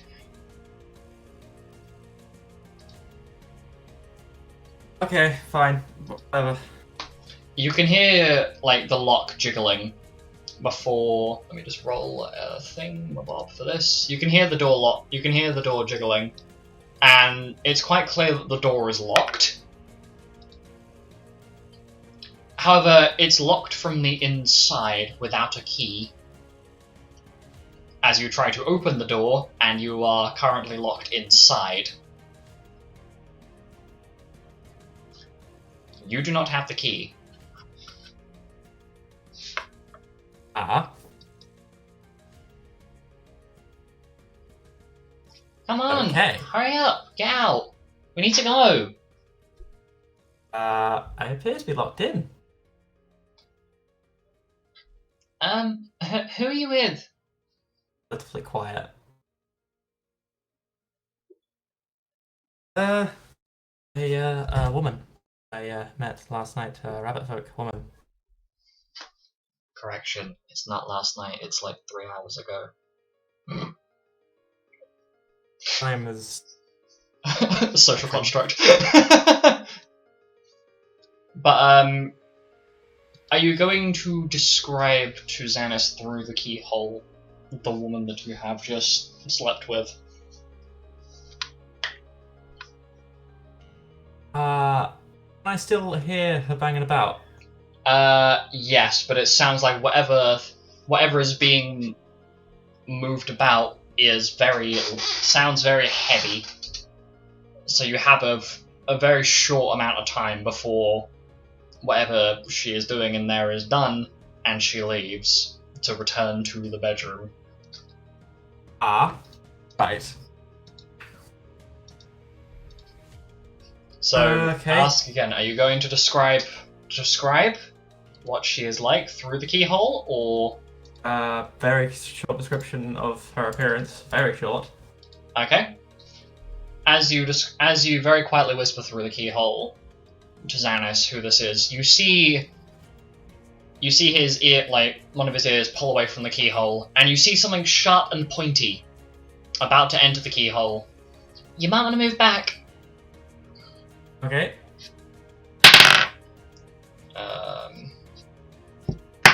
Fails. Yeah. So. Out of character, I just remembered who this is, and I completely forgot this person existed. Yeah. I didn't. So you can hear Xanis jimmying the lock open with his gun knife, and on the third attempt manages to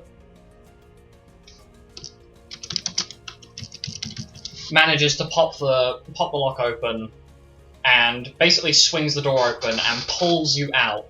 I'm assuming you're, like, basically pulls you out. You've barely even had time to put your top on. Like, you've got pretty much everything apart from your upper half covered at this point, and you are being dragged by your arm out of this room. And as you're on the way out, and part way down the road, you manage to at least get your shirt buttoned up. Xanis has taken the little, like, blazer that you wear over the top of said shirt, and is now currently has it wrapped under the other arm.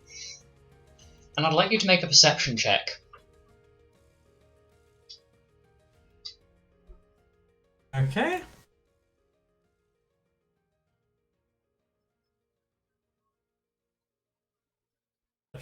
Cool. That's 17. As you're going past, there's a large billboard that you go past for any important news bulletins. And on that news bulletin board, there is a warning poster, and there is a drawing of a brown rabbit folk woman that looks identical to the woman that you just slept with. And then, do you want to stop and read what it says? How far away are we from the room that I was in? How far have we gotten? You'd say you've gotten far enough that you could stop for maybe a minute or two. Okay, I will stop for... Okay, Xanis looks a little bit annoyed as you stop, but he decides, as a way of making sure that you don't wander off again, he puts on your blazer over the top of his usual jacket and that. Hurry up! We need to get moving. So as you read, there is a warning put out for a woman named Brett. It appears, I forget what her fucking name is now, sorry, I looked away from the screen for like 5 seconds and closed it. Called Brythia Ebonwood. Is a female rabbit folk who hides under the guise of an Astrologian,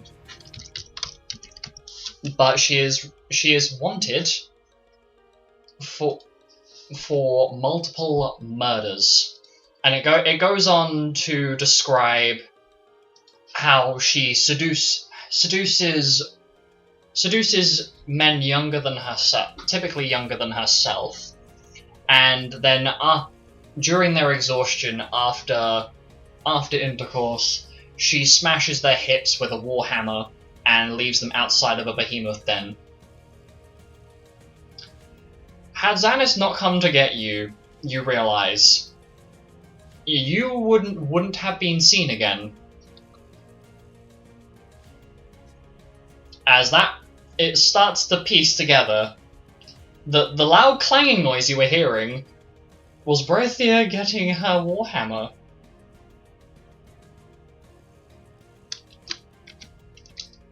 And a chill runs through you.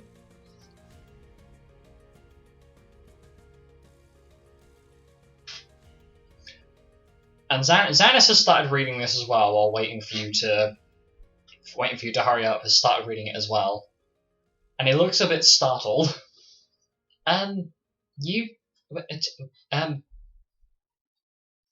We should go. Yeah, we should.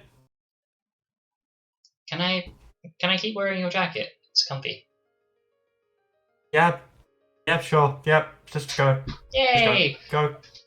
And the two of you end up basically sprinting back to the building. Everybody is gathered in one space, apart from Mira, who is still busy. We'll call it that.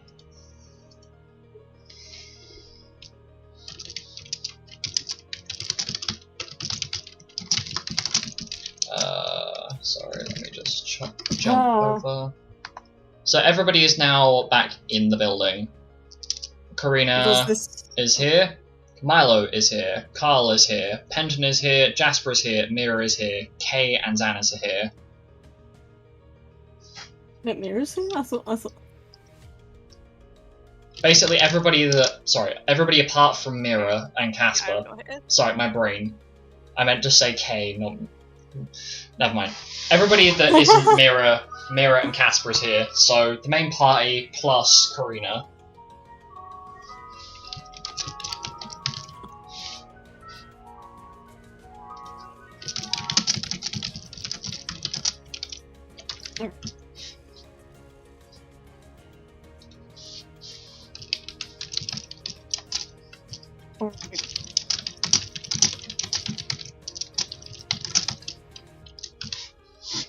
While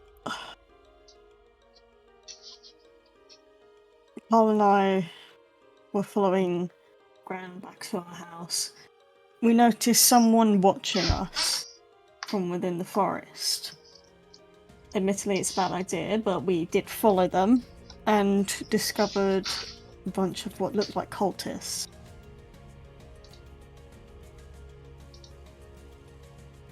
Does Xanis, did we leave the paper, or does Mother have it? What, the paper that you drew the symbol on? Yeah. Yes, it's still here. Carl has been keeping hold of it. They had this, I don't know, religious symbol. I don't recognise it. But, they were muttering in terrible infernal about the whereabouts, location, and position of Grandma Astra. And whilst we waited a little bit longer, and this short goblin male silver-haired man in blue garbs came out shouting, yelling at the cultists, saying, how they didn't have his poison ready to get rid of his stupid wife, Guess, and that they can't keep track of a simple goddess. Now, Xanis, you said that this symbol was from people that work with your evil granny? Yeah. My, Papa Wolf doesn't like me talking about it, but I guess call her evil granny. That Papa Wolf's mum, I think she was called Lilith. They fought her a while ago, and I don't remember I don't think I completely understood why, but she's back again as this really scary monster. And this group, I think they're called the Lilian Beast Cult, has been working with her, and this is the symbol that we kept finding on, that kept appearing whenever they were appearing or turning up or trying to fight us or things like that. They'd always be wearing this symbol. But who would the dinner guests be? I can understand one of them is your gran, and the other one I think is Mira's mum. If this is Mira's dad, then who would the dinner guests be? I don't know. Milo and Carl, can you both make history checks, please? I seem to be rolling a lot of 13s on my dice today, so I'm really scared. That's a 15 total. For Milo. Oh. Well, Carl knows. Milo, you're having a little bit of trouble trying to recall it. You feel like you know it, like it's on the tip of your tongue. It's really difficult to try and remember who the hell is missing. Somebody who should be here is not here. And that's when Carl pipes up. Brother, we haven't seen Marianne or Vida since we got here. You don't think? Well, would she? Well, if what is being said is right so far, the two of them are normally here, much to Mother's annoyances. They're usually here in Honeymill, but we haven't seen them since we got back, and it would be unlikely they'd get recalled to Zodia.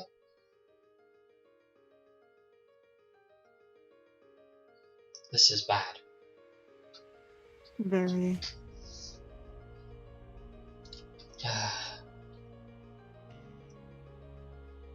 Mother was mentioning about trying to deal with it tomorrow. We can't go and deal with the cult right now, and if Mira's dad is there, he's supposed to be this very powerful fighter, so there's not much chance that we wouldn't survive trying to fight him, even with Mother present. Mm-hmm. I say that we try and get some rest for tonight, and then we try and bring it up with the forest guard and tomorrow, and maybe ask Mira if she can clear anything up. And then Yeah, I agree. And then our plan, I suppose, we'll do that as well tomorrow. And at this, Karina raises an eyebrow of suspicion, but Carl just kind of waves it off to her as though it's we're just gonna go and sort out Rosemary and get her all prettied up.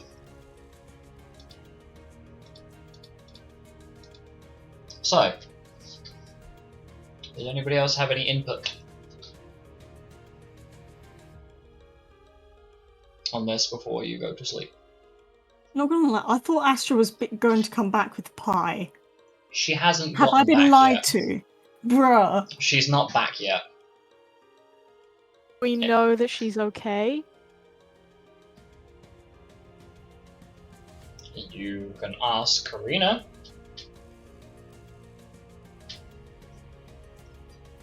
Karina, do you know where Astra is right now? Exactly. If I remember correctly, I think both of my mothers. Oh, sorry. I think Astra and Paradisa were mentioning about going to get pie, but maybe they're baking a fresh one, so they might be back tomorrow. It's usually quite a lengthy walk to get from here to there and back again within the day. So they might have decided to stay home and sleep there, and then get back. We'll find out tomorrow, I suppose. Otherwise, I can go looking for them, and leave you all in the capable hands of my husband.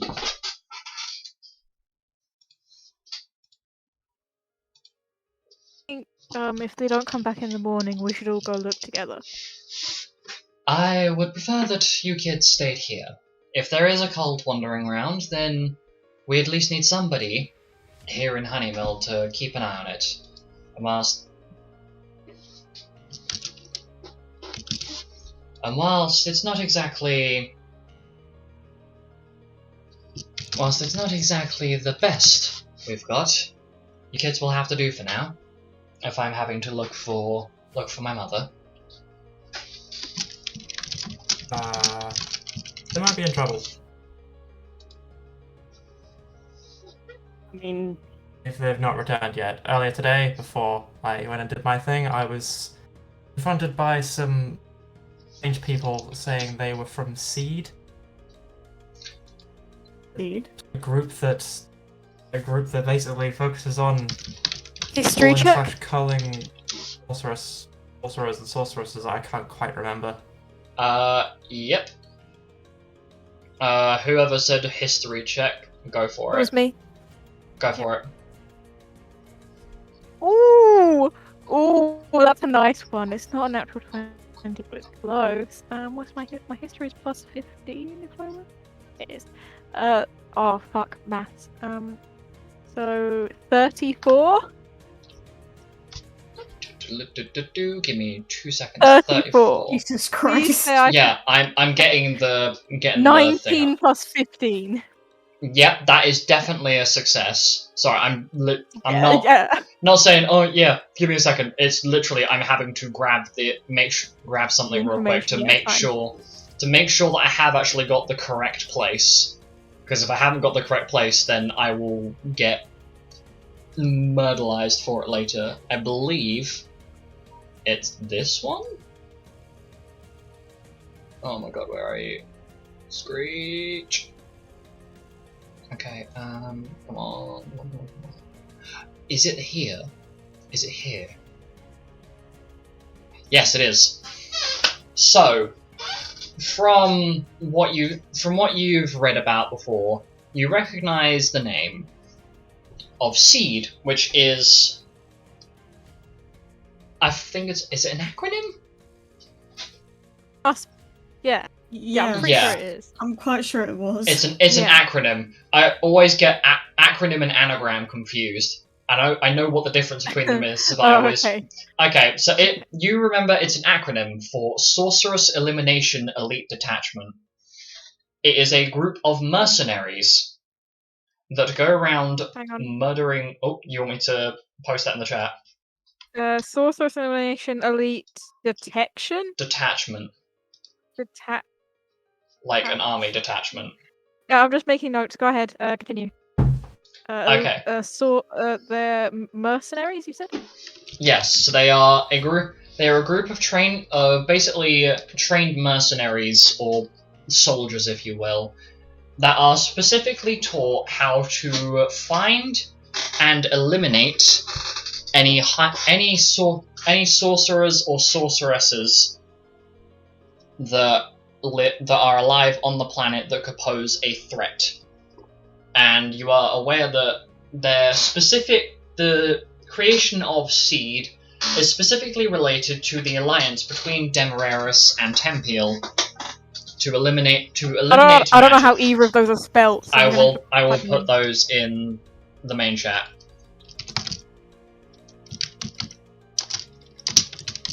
So the Seed soldiers are trained in Demerara, or on the island, and those two both Demerara and Tempeal have had an alliance for a while now, which is how Seed was created, because they have their entire deal is to eliminate the witches and heathens of the world and forge a future of science.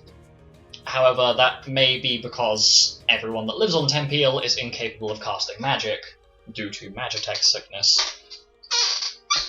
Smiley face. So enjoy remembering that. So yeah, basically, you're well aware that Astra is a very powerful mage that would definitely qualify under the conditions of being a sorceress.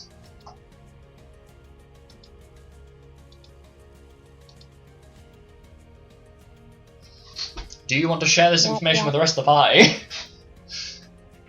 Sure. It was kind of a lot. So do I have to repeat everything you said, No. or can I just say I share it with the rest of the party? Yeah, you can just share I it with the share rest of the this group. information with the rest of the party.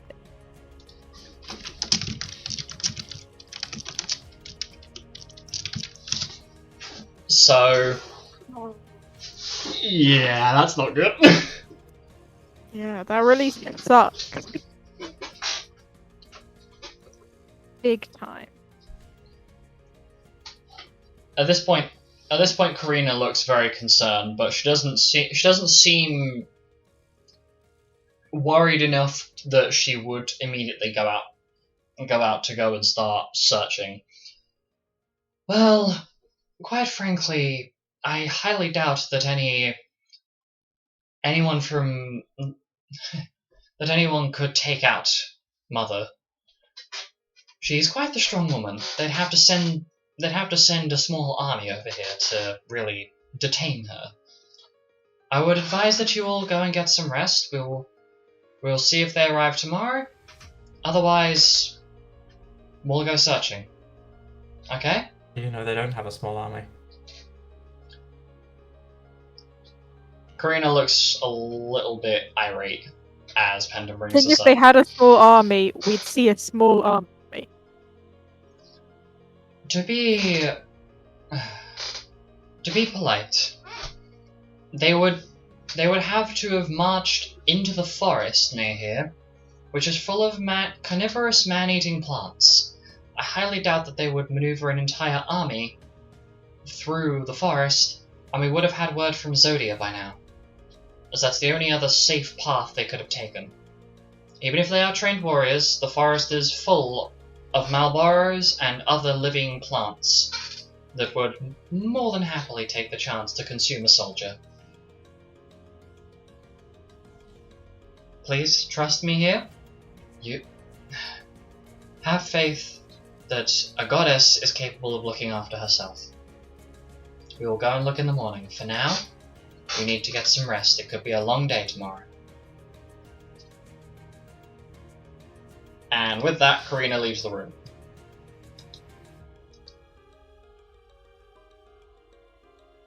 Do we have rooms or something, or are we just like... So there is a Going up. small room at the top of up the stairs. There is a small room with a few beds. enough for all of us? Yeah, it would seem like they had prepped for maybe 9-10 people at least, as though this room has been used before. Okay, sleep time then. No night. Okay. So. Oh, what's time? Oh, it's time, boy. As you go to sleep,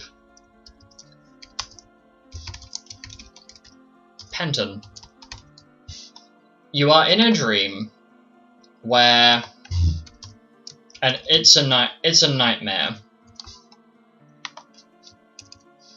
But strangely enough, in this dream, Hypocrite.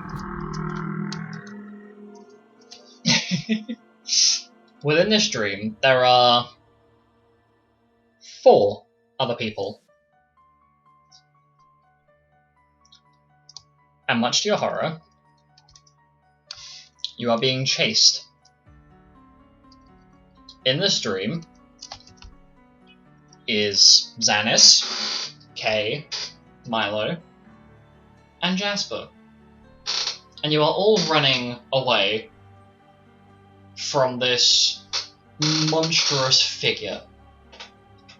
Large crystalline claws and a maw that's almost constantly unhinged. There are harsh red eyes.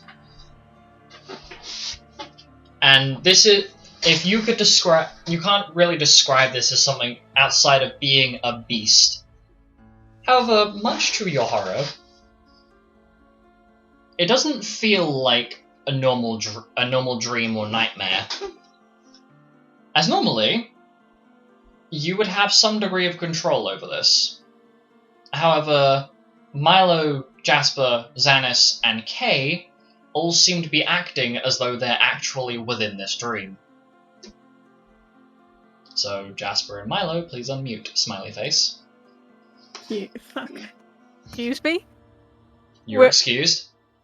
You are currently now upon Can I wake up? a large piece of ice that is floating across the water. The land that you are floating towards is covered in horrific grey sand and crushed pieces of bone, and you can see the sky is littered with these what I can only describe as abnormal humanoid monstrosities. They kind of look like the Seath monster that you fought earlier, but wildly different. This island that we see in front of us, does it look familiar? As in, like, have we ever like read or about it or something? You may have read about it somewhere. And laying upon this sand is the unconscious form of Alstroemeria. Is she dead? Like, can I try and wake her up? You are currently still on the ice platform that has stopped moving. Penton, do you want to go towards the island?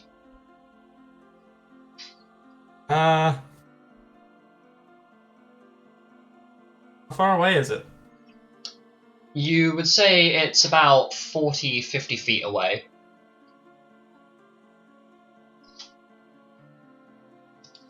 I guess it's worth a try. I mean, otherwise my ice is just going to melt and end up in the water anyway. As you convict yourself to the idea of moving onto this island, the ice platform begins to slide. And it collides with the platform. This island, sorry. Am I on the water? You are not on the water, you are now on the island. As though the ground itself has shifted to place you upon it. The ice platform is gone. Are you going to try and wake Mira up? Referring to the collective here. Including Penton, yeah. but yes. Sure. Is it actually Mira first? Roll investigation. Or beef jerky check? Beef jerky. No. Would it be I agree. jerky? Can I imagine some beef jerky from That is an 18 total.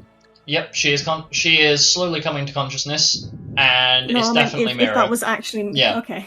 It's Mira, but I'm also describing she is coming to consciousness. Penton, from out of nowhere, appears beef jerky that you toss at Mira. Oh my gosh, it's such a good time. There you go. Never say I don't do anything for you. Can I imagine myself a foot fuck are we? taller? You know what, Penton, Unfortunately we are not. It does now. not appear that you are Oh. It does not appear that you are the central host of this dream. Penton, you know what? You're alright.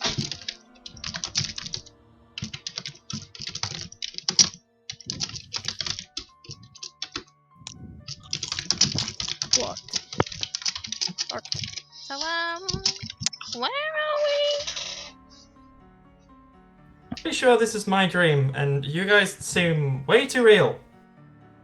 Well, that's But- because this is. Well, if we're in your dream, then somehow our dreams have connected, or we're in your dream. But what is this Hello, place? children. And Oh, for fuck's sake. sitting upon this, what I'm going to describe as this beastly monstrosity made of what looks like compiled together pieces of dragon, seath, you name it, it looks like it's a combination of things. But you can see clear elements of different seath that have been ripped apart and pieced into this thing. Some degree of draconic elements in it, but the very clear face and open maw of a wolf that looks very familiar. Almost as though it shares some degree of resemblance with someone that you all are currently holding in high esteem, be it out of fear, be it out of power, respect for power, or be it out of genuine connection. But you can't. It's not the same person, but they share a very striking resemblance. And sitting upon the crystalline shoulder of this monstrosity is Mace, who hops down.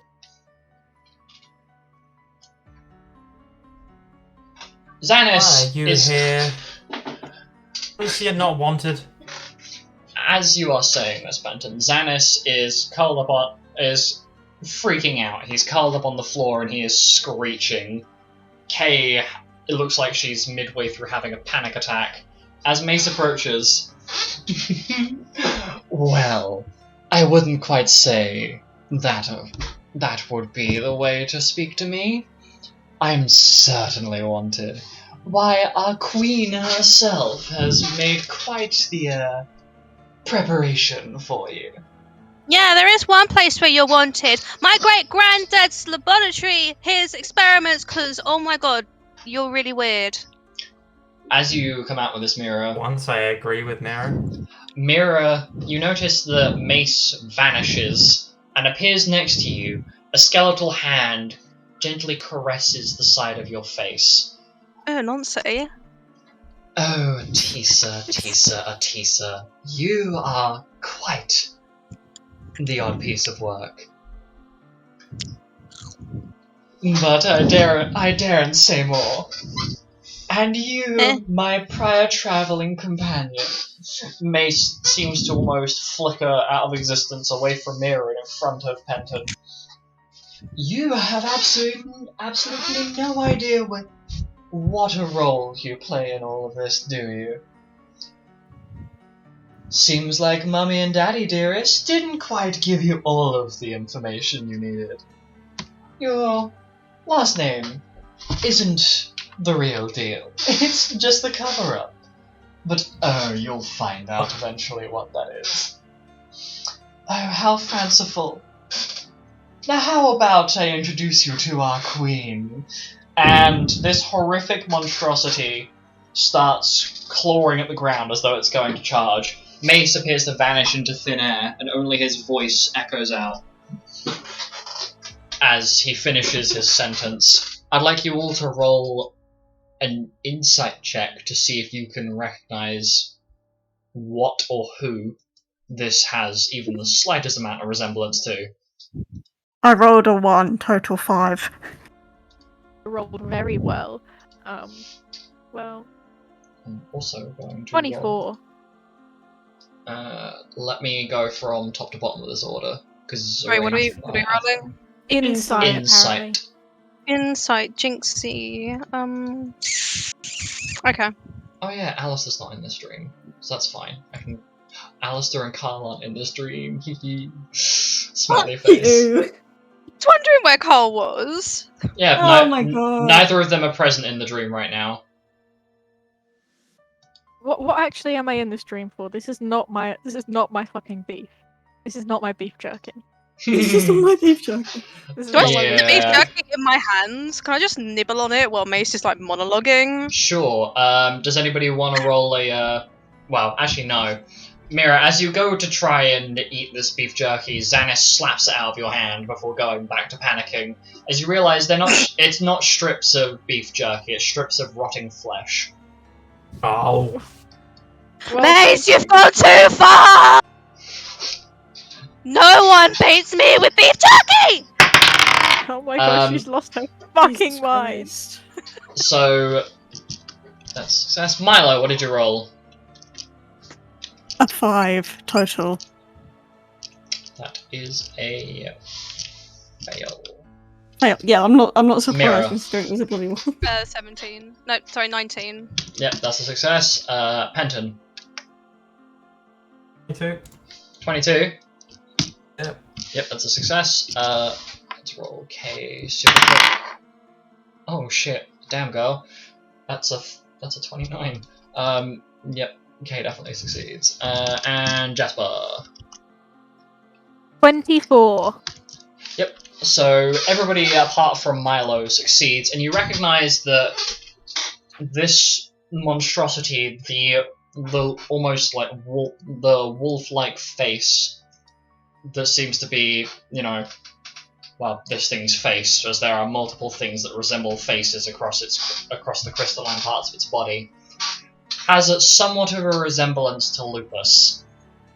Not complete resemblance, but you could almost think of this as this could almost fit one of his parent figures. Wow, I wonder who it is. I know you know, but the other people don't, so smiley face. Shh. Hush, Yeah, child. actually check to see if I remember It's what not that hard to figure Mado out. told me. Go for it, Penton. Oh wow, plus look at the history. When did I have that? 22! 22. 22. That would be a success. So yes, you remember that this is but a dream. It seems like Mace has been very much successful in trying to infect and manipulate people's minds via their sleep. As the horrific They told abomination me about charges. this. So this is my dream. But you're actually here, aren't you? Oh yes. This isn't just some demented part of my imagination. You're not in your own dream. You're in mine. How else would our queen be able to appear? Now, do me a favour and run, rabbit. Run for your life. And at this point, you sit up in your bed, hyperventilating, panic. There is panic, you are in a cold sweat. Everybody else in this room is awake.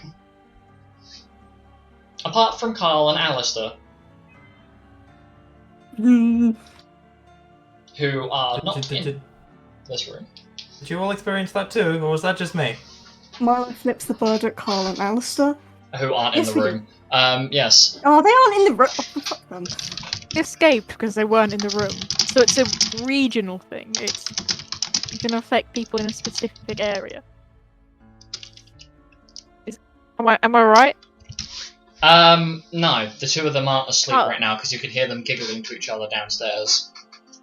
Ah, I see. They escaped by being horny. Sure, we'll call it that. Genius. Genius. Oh shit. Oh yeah, by the way, yes, we all did go through that, so...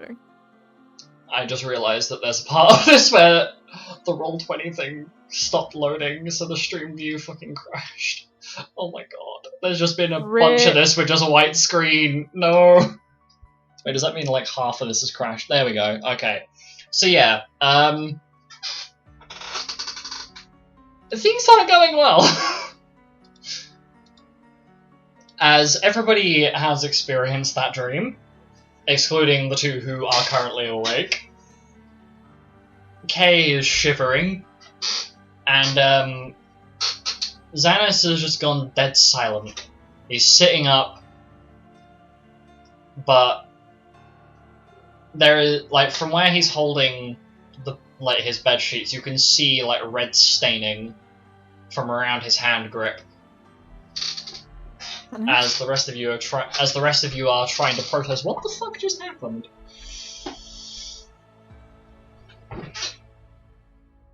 Dennis, Kay. You don't get a response from either of them. Kid, you alright? Fucking so hot. You get no response. They're in shock.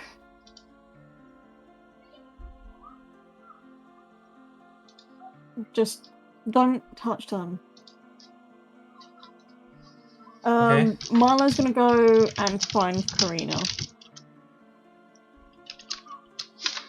Okay, so as you get up, Milo, you begin to start walking out of the room, but something seems to grab hold of you, and you just feel this warm mass across your back.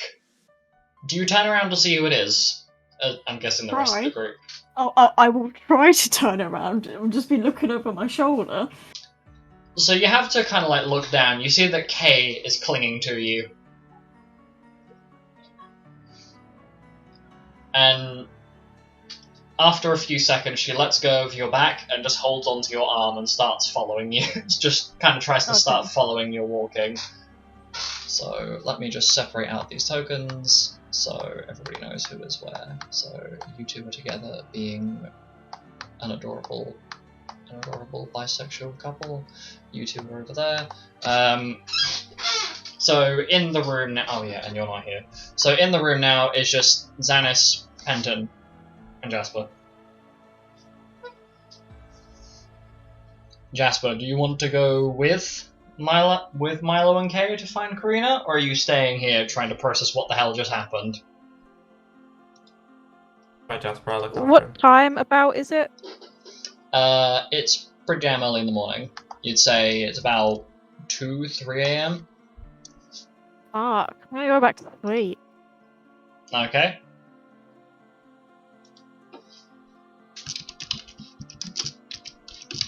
Oh, this bastard.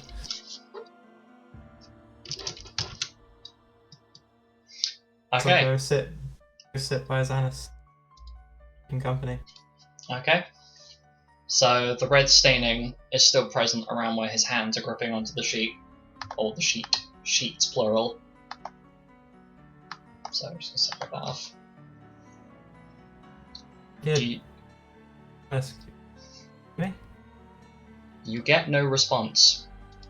It's me, and he's coming to get you. You're okay. Be safe. I'd like you to roll me a smell-based perception check, please. I can see where this is going.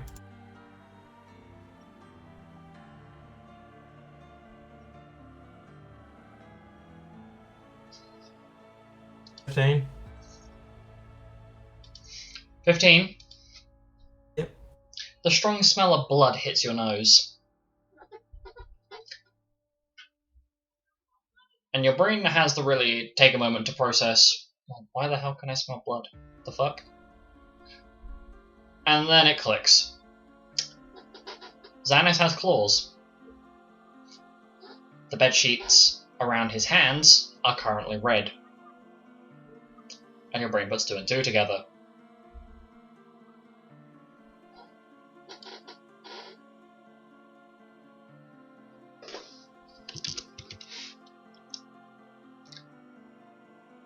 So I'll give you a few minutes to try and work out how the hell to try and deal with that. As we jump over to Milo and Kay, who have gone to go and find Karina. You're muted. Yeah, I saw that. So you two have gone to go and find Karina, and she is currently sitting with Casper, your father, in bed, and they seem like they've just been woken up by some sort of noise. As they look to the doorway and see you and the shaking form of Kay clinging to you. Well, what's all the noise, dear? What's up? To be honest, I don't really understand, but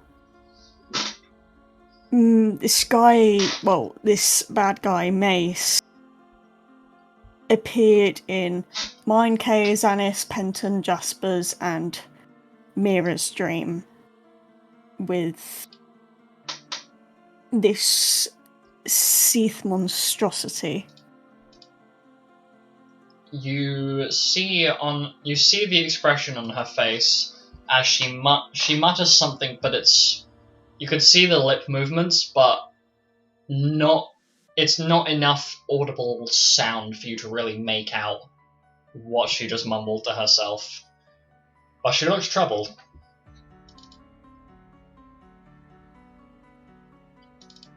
Xanis, I think Xanis has gone into shock.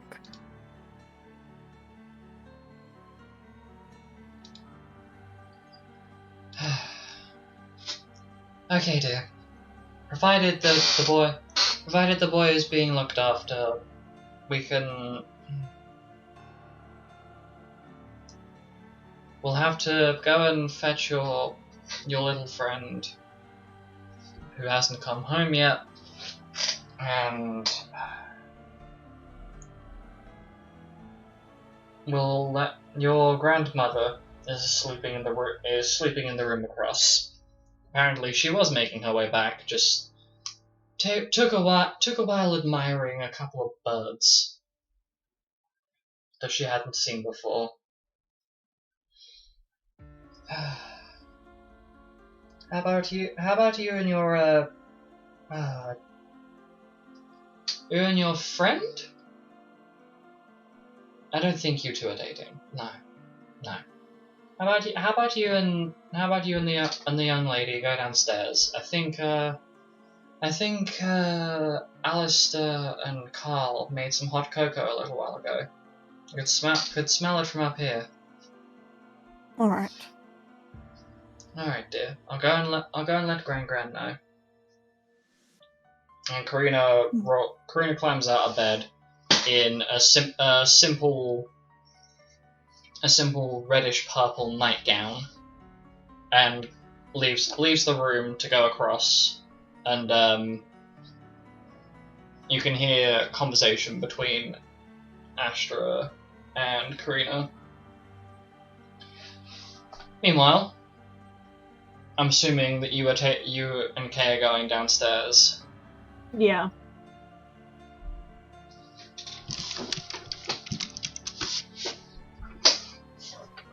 Okay, so we'll leave you to go downstairs. We jump back to Penton. Our first thing it's got to do is there's a fair bit of blood. You can't really get a general gist of how much is there because the sheets are very much crumpled up in Xanis' hands right now.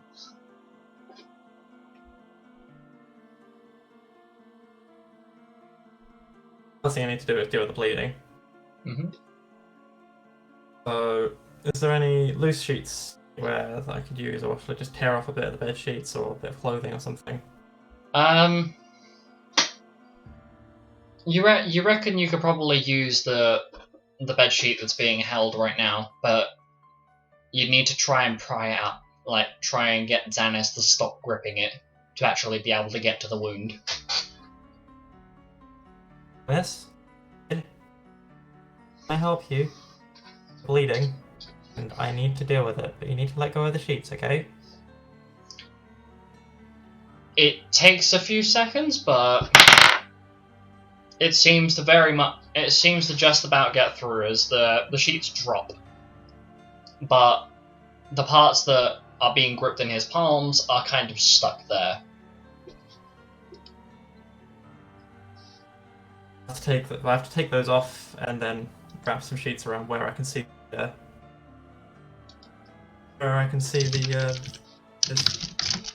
wounds are. Okay, so as you do Add some that, pressure to it. the moment that your hand goes near the wound, you notice something very off. There are little symbols and lines that start running up Xanis's hands from his claws. His claws are glowing an almost harsh tealish grey colour. And they're running up from his hands, up his arms, and towards his eyes. Like, almost as though, if I were to describe it outside a character / narration, it's almost like a circuit board in kind of design.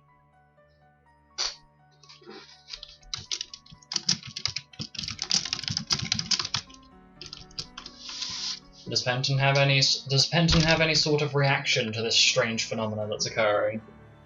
Confusion and shock.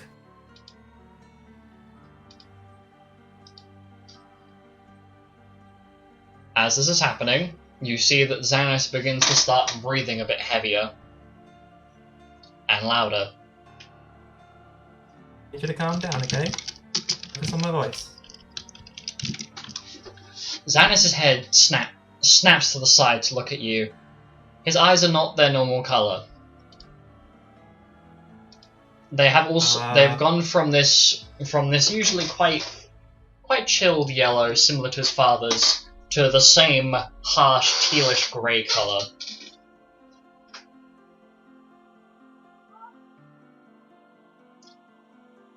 Same as what? The same colour as the little runic symbols that are now covering his hands, arms, and you would assume body.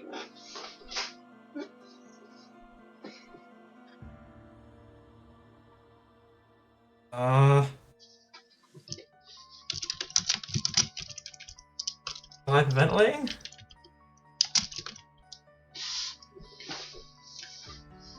You start to notice that the fur on Xanis's body is growing longer and whiter.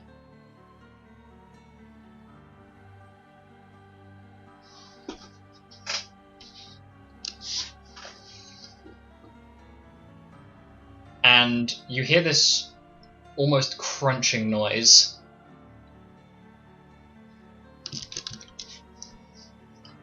As Xanis gets up, grabs hold of your wrist, and with an almost inhuman level of strength, drags you out of the door, and drags you down the stairs, and you're basically being slid across the floor right now.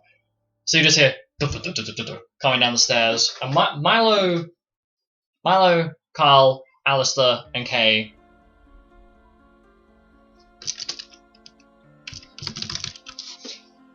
so the four of you downstairs just watch as this strangely changing form of what you assume is Xanis is dragging Penton out of the front door by his leg, basically his arm and his leg. Help!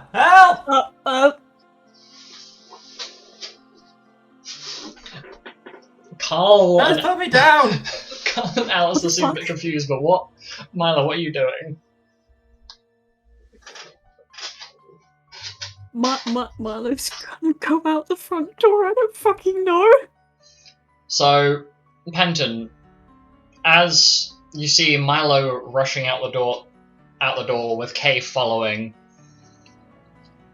Xanis lets go of you, and you just see him walk a little bit further down the path before you hear this horrific crunching noise, as his body fully changes in form, similar to that of a werewolf.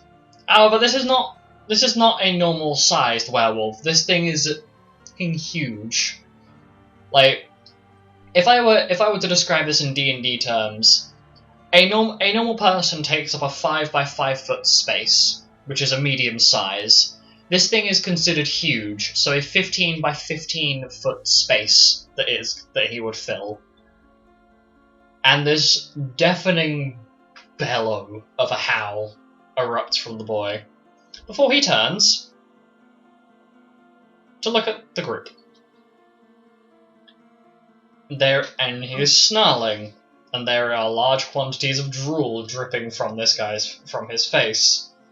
Or from his maw that is currently open. Fun. Milo, Penton, Kay. What are you three doing? I refer to Kay as though I'm not the one making We're the gonna choice. fucking... What the f...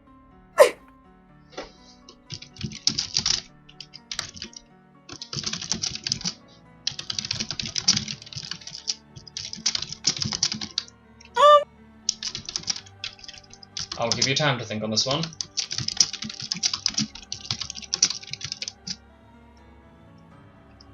he moving at all? Is he towards us, or is he just watching it? He has yet to move, but he is currently glaring at you both.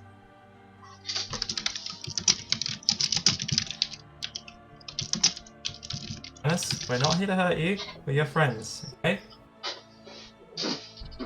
Put my hands up and slowly back away from him. He approaches this At large... what speed? Enough that, but before you can even back up 5 feet, you basically have a snout pushed against your chest. And you're being sniffed. You can't work Stay. out why. Statue still. I don't think fucking Milo or Kay is just fucking moved. They're just like...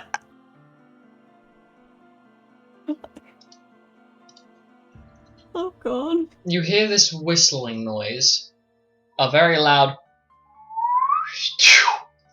kind of noise. I don't know if that came through on the mic properly, but as though... Gun. Yes.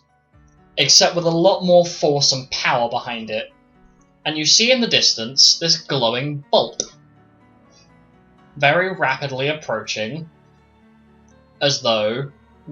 you would say that if it is moving at a fast enough speed, the clear force behind it would be enough to puncture through this what I'm going to call this lunar lichen Xanis, and probably end Penton in the process as well if it has enough force behind it. Shit! Look out! Milo, you have 6 seconds to react. What are you doing? Come on! Shit! I don't even know! I shout fucking... I see it. Pushing Penton out of the way!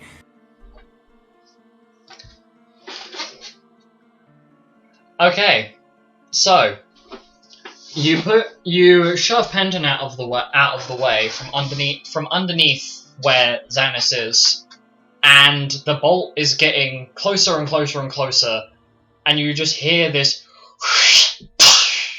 noise as it sounds as though it's impacted something. And in those brief, I'd like you to both make me just roll me a straight D20 to see if either of you we'll call it perception, to see if either of you caught what happened in those remaining 3 seconds before the bolt impacted. Perception, yes. 20. Penton? 17. You both just about managed to catch as Kay, following Milo, rather than shoving Penton out the way, has moved behind where Xanis is and has basically tried to shield Xanis with herself. as a meat shield.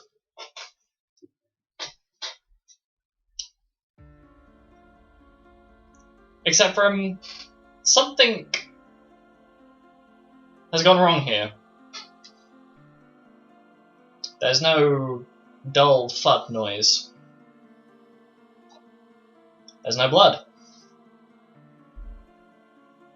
Do either of you two want to investigate K?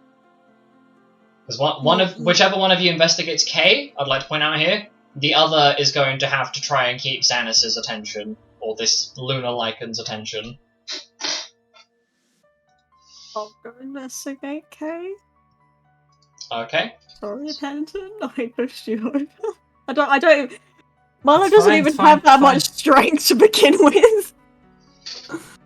So, I wasn't Penton. exactly firmly planted. Sorry, this was fucking brilliant. So, Penton, you are having to basically try and kind of like an oversized dog, just kind of lure Xannis away to get him out of whatever the fire range of this is. Milo, as you move around the now hulking and moving away form of Xannis, Kay is still standing there. She hasn't moved. The bolt is not visible from the back or, well, from behind her. And there's a feeling of horrific dread washing over you. Because if a bolt moving at that speed that was glowing, and you can't see it from behind her, come on, your brain, Moving in front. yeah, you move in front. The bolt is stuck.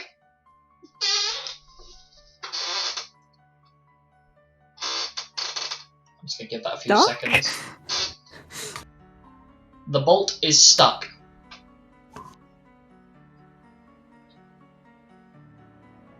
Where? Not in K, funnily enough. You Huh? move around, and in front of where K's chest is, there is this small, glowing, like, orangey white, I guess like a really light orange coloured pentagon shape that appears to be pulsing, and it's giving you a very strange energy to it.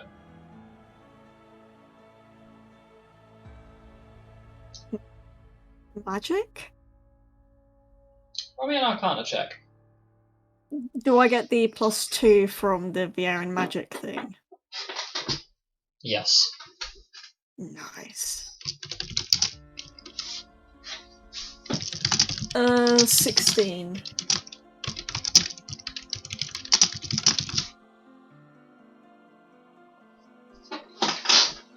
You realise that this is definitely magic, but this is not your traditional kind of magic. This appears to be a rune. A very ancient form of magic. Like a very ancient form of magic. It feels almost as though it feels like an almost primordial force.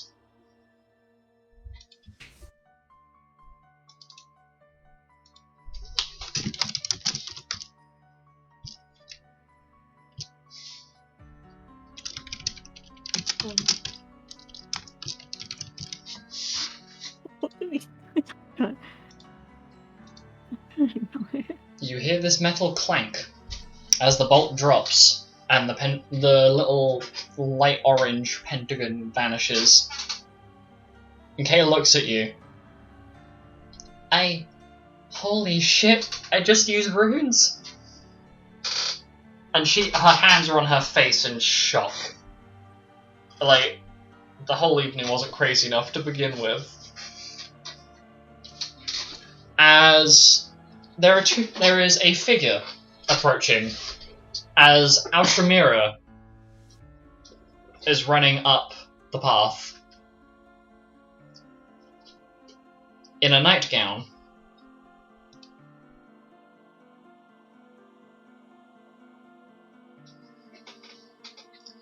clearly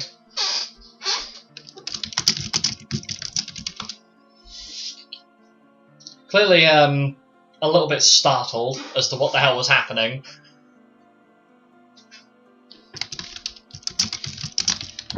Oh my gosh, what is going on?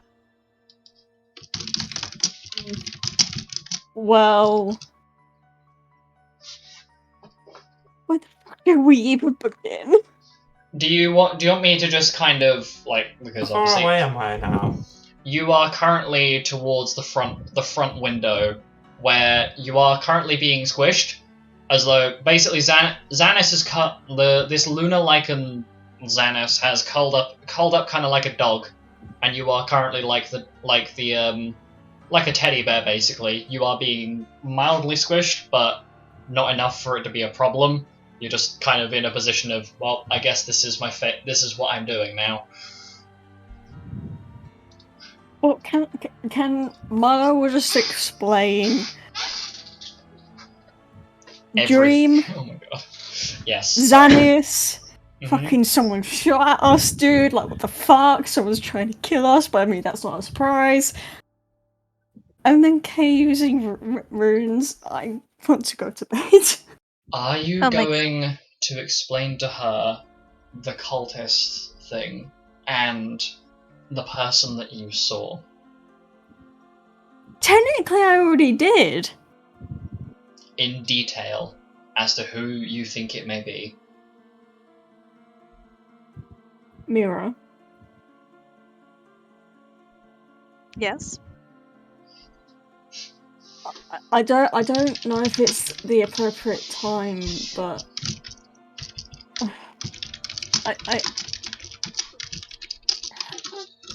I mean, you've missed quite a lot. Yeah, it seems like I kind of have. I mean, first off, with the dream, you were there. You Hello. know what we saw. Yeah. They And took my then- beef jerky and I'm not happy about it. And that wasn't jerky, that was flesh. Also, he can enter our dreams now, and he probably will be doing that from now on. Great. But Tomato told me about something called scrying.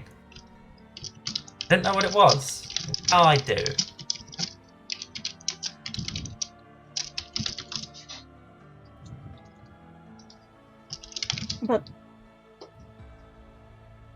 Mira, this is gonna be incredibly heavy. You know that goblin male that I was talking about earlier, before you went off with your dinner with Simon, was it? Yeah. Yeah. So, goblin male, short, like any goblin, silver-haired, wearing blue garbs, looked a bit old, not gonna lie, with a bunch of cultists. Cultists that we suspect were with the Lilian Beast Cult. Now,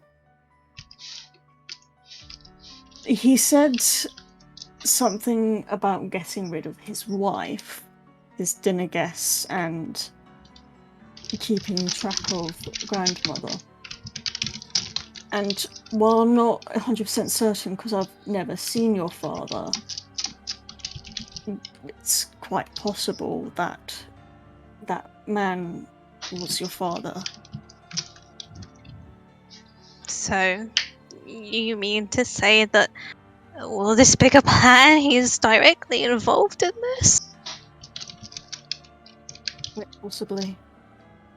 But that can't be. I mean, I know he's really bad and he's done lots of horrible things, but he wouldn't. I mean, he wouldn't want to. He wouldn't involve with something like this. This is far too much for him. I mean, I know he's not perfect, but he wouldn't do something like this. I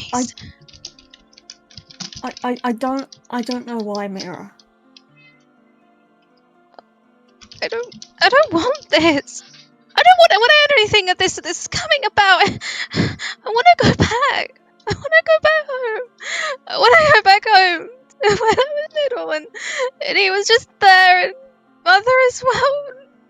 Whenever I get upset, they would always be there, and Persia too, and now... You seriously telling me this entire time he's just been some sort of homicidal maniac? Milo nods. Why? Why does it have to be this way? Why? Everything has always just been so... I can't do this anymore. For just one night, I thought I might be able to have some form of respite, and then he has to go and mess everything up again! Every time! Every time! I can't keep doing this, Milo. I can't. This is just... It's just too much. I don't want this anymore.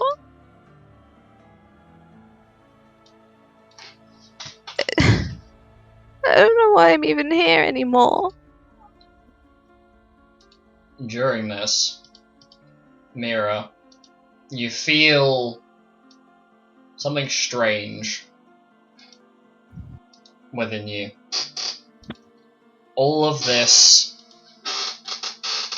is madness. It's chaos. But most of all, it's maddening, this constant pressure and stress and having to realize the horrors of everything around you that you've been oblivious to. Everybody is now outside. Apart from the bird.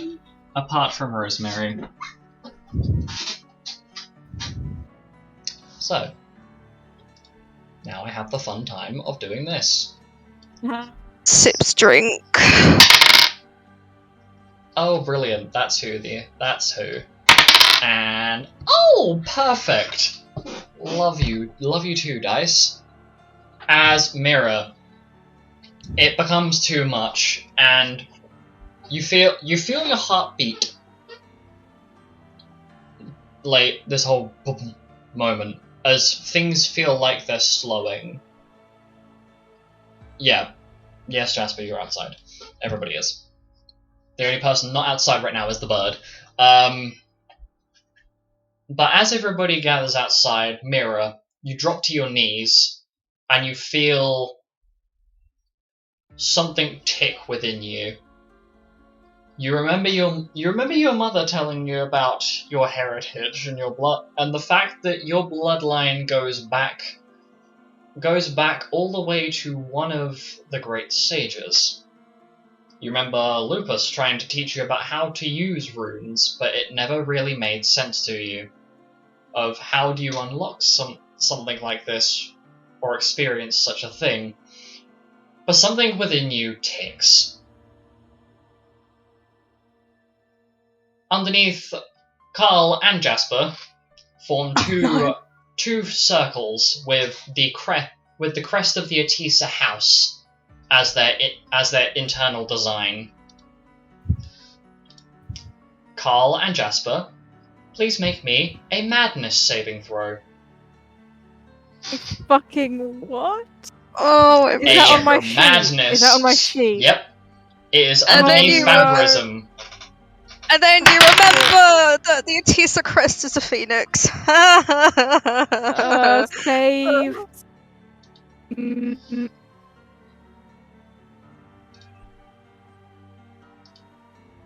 Thing for it. I'm curling into a ball and I'm sobbing and crying. Oh, there it is. Oh, I don't have anything. 15? 15. 15? Sorry, is my mic 15? Yep. So that is Am I? a literally on the DC success. But Did Carl roll on that one? Carl rolled a 5, oh no! which is a fail. Oh no! Please tell me I brought things. Why are you looking at my sheet, Lopez? Get out! Oh no! I rolled a 54! Oh, for fuck's sake, man! I did not hear any of that. What was it? I rolled a 54 on the percentile dice for the joking. madness. No! What does that mean? What does that mean? Hey, What is On the- super madness? Oh, we're in trouble. So, for the next 7 minutes, Carl is inflicted with the following madness. The character must use his or her action each round to attack the nearest creature. So Carl starts going on a berserk rampage and starts trying to attack. And that is where I'm going to leave the session. Oh my god.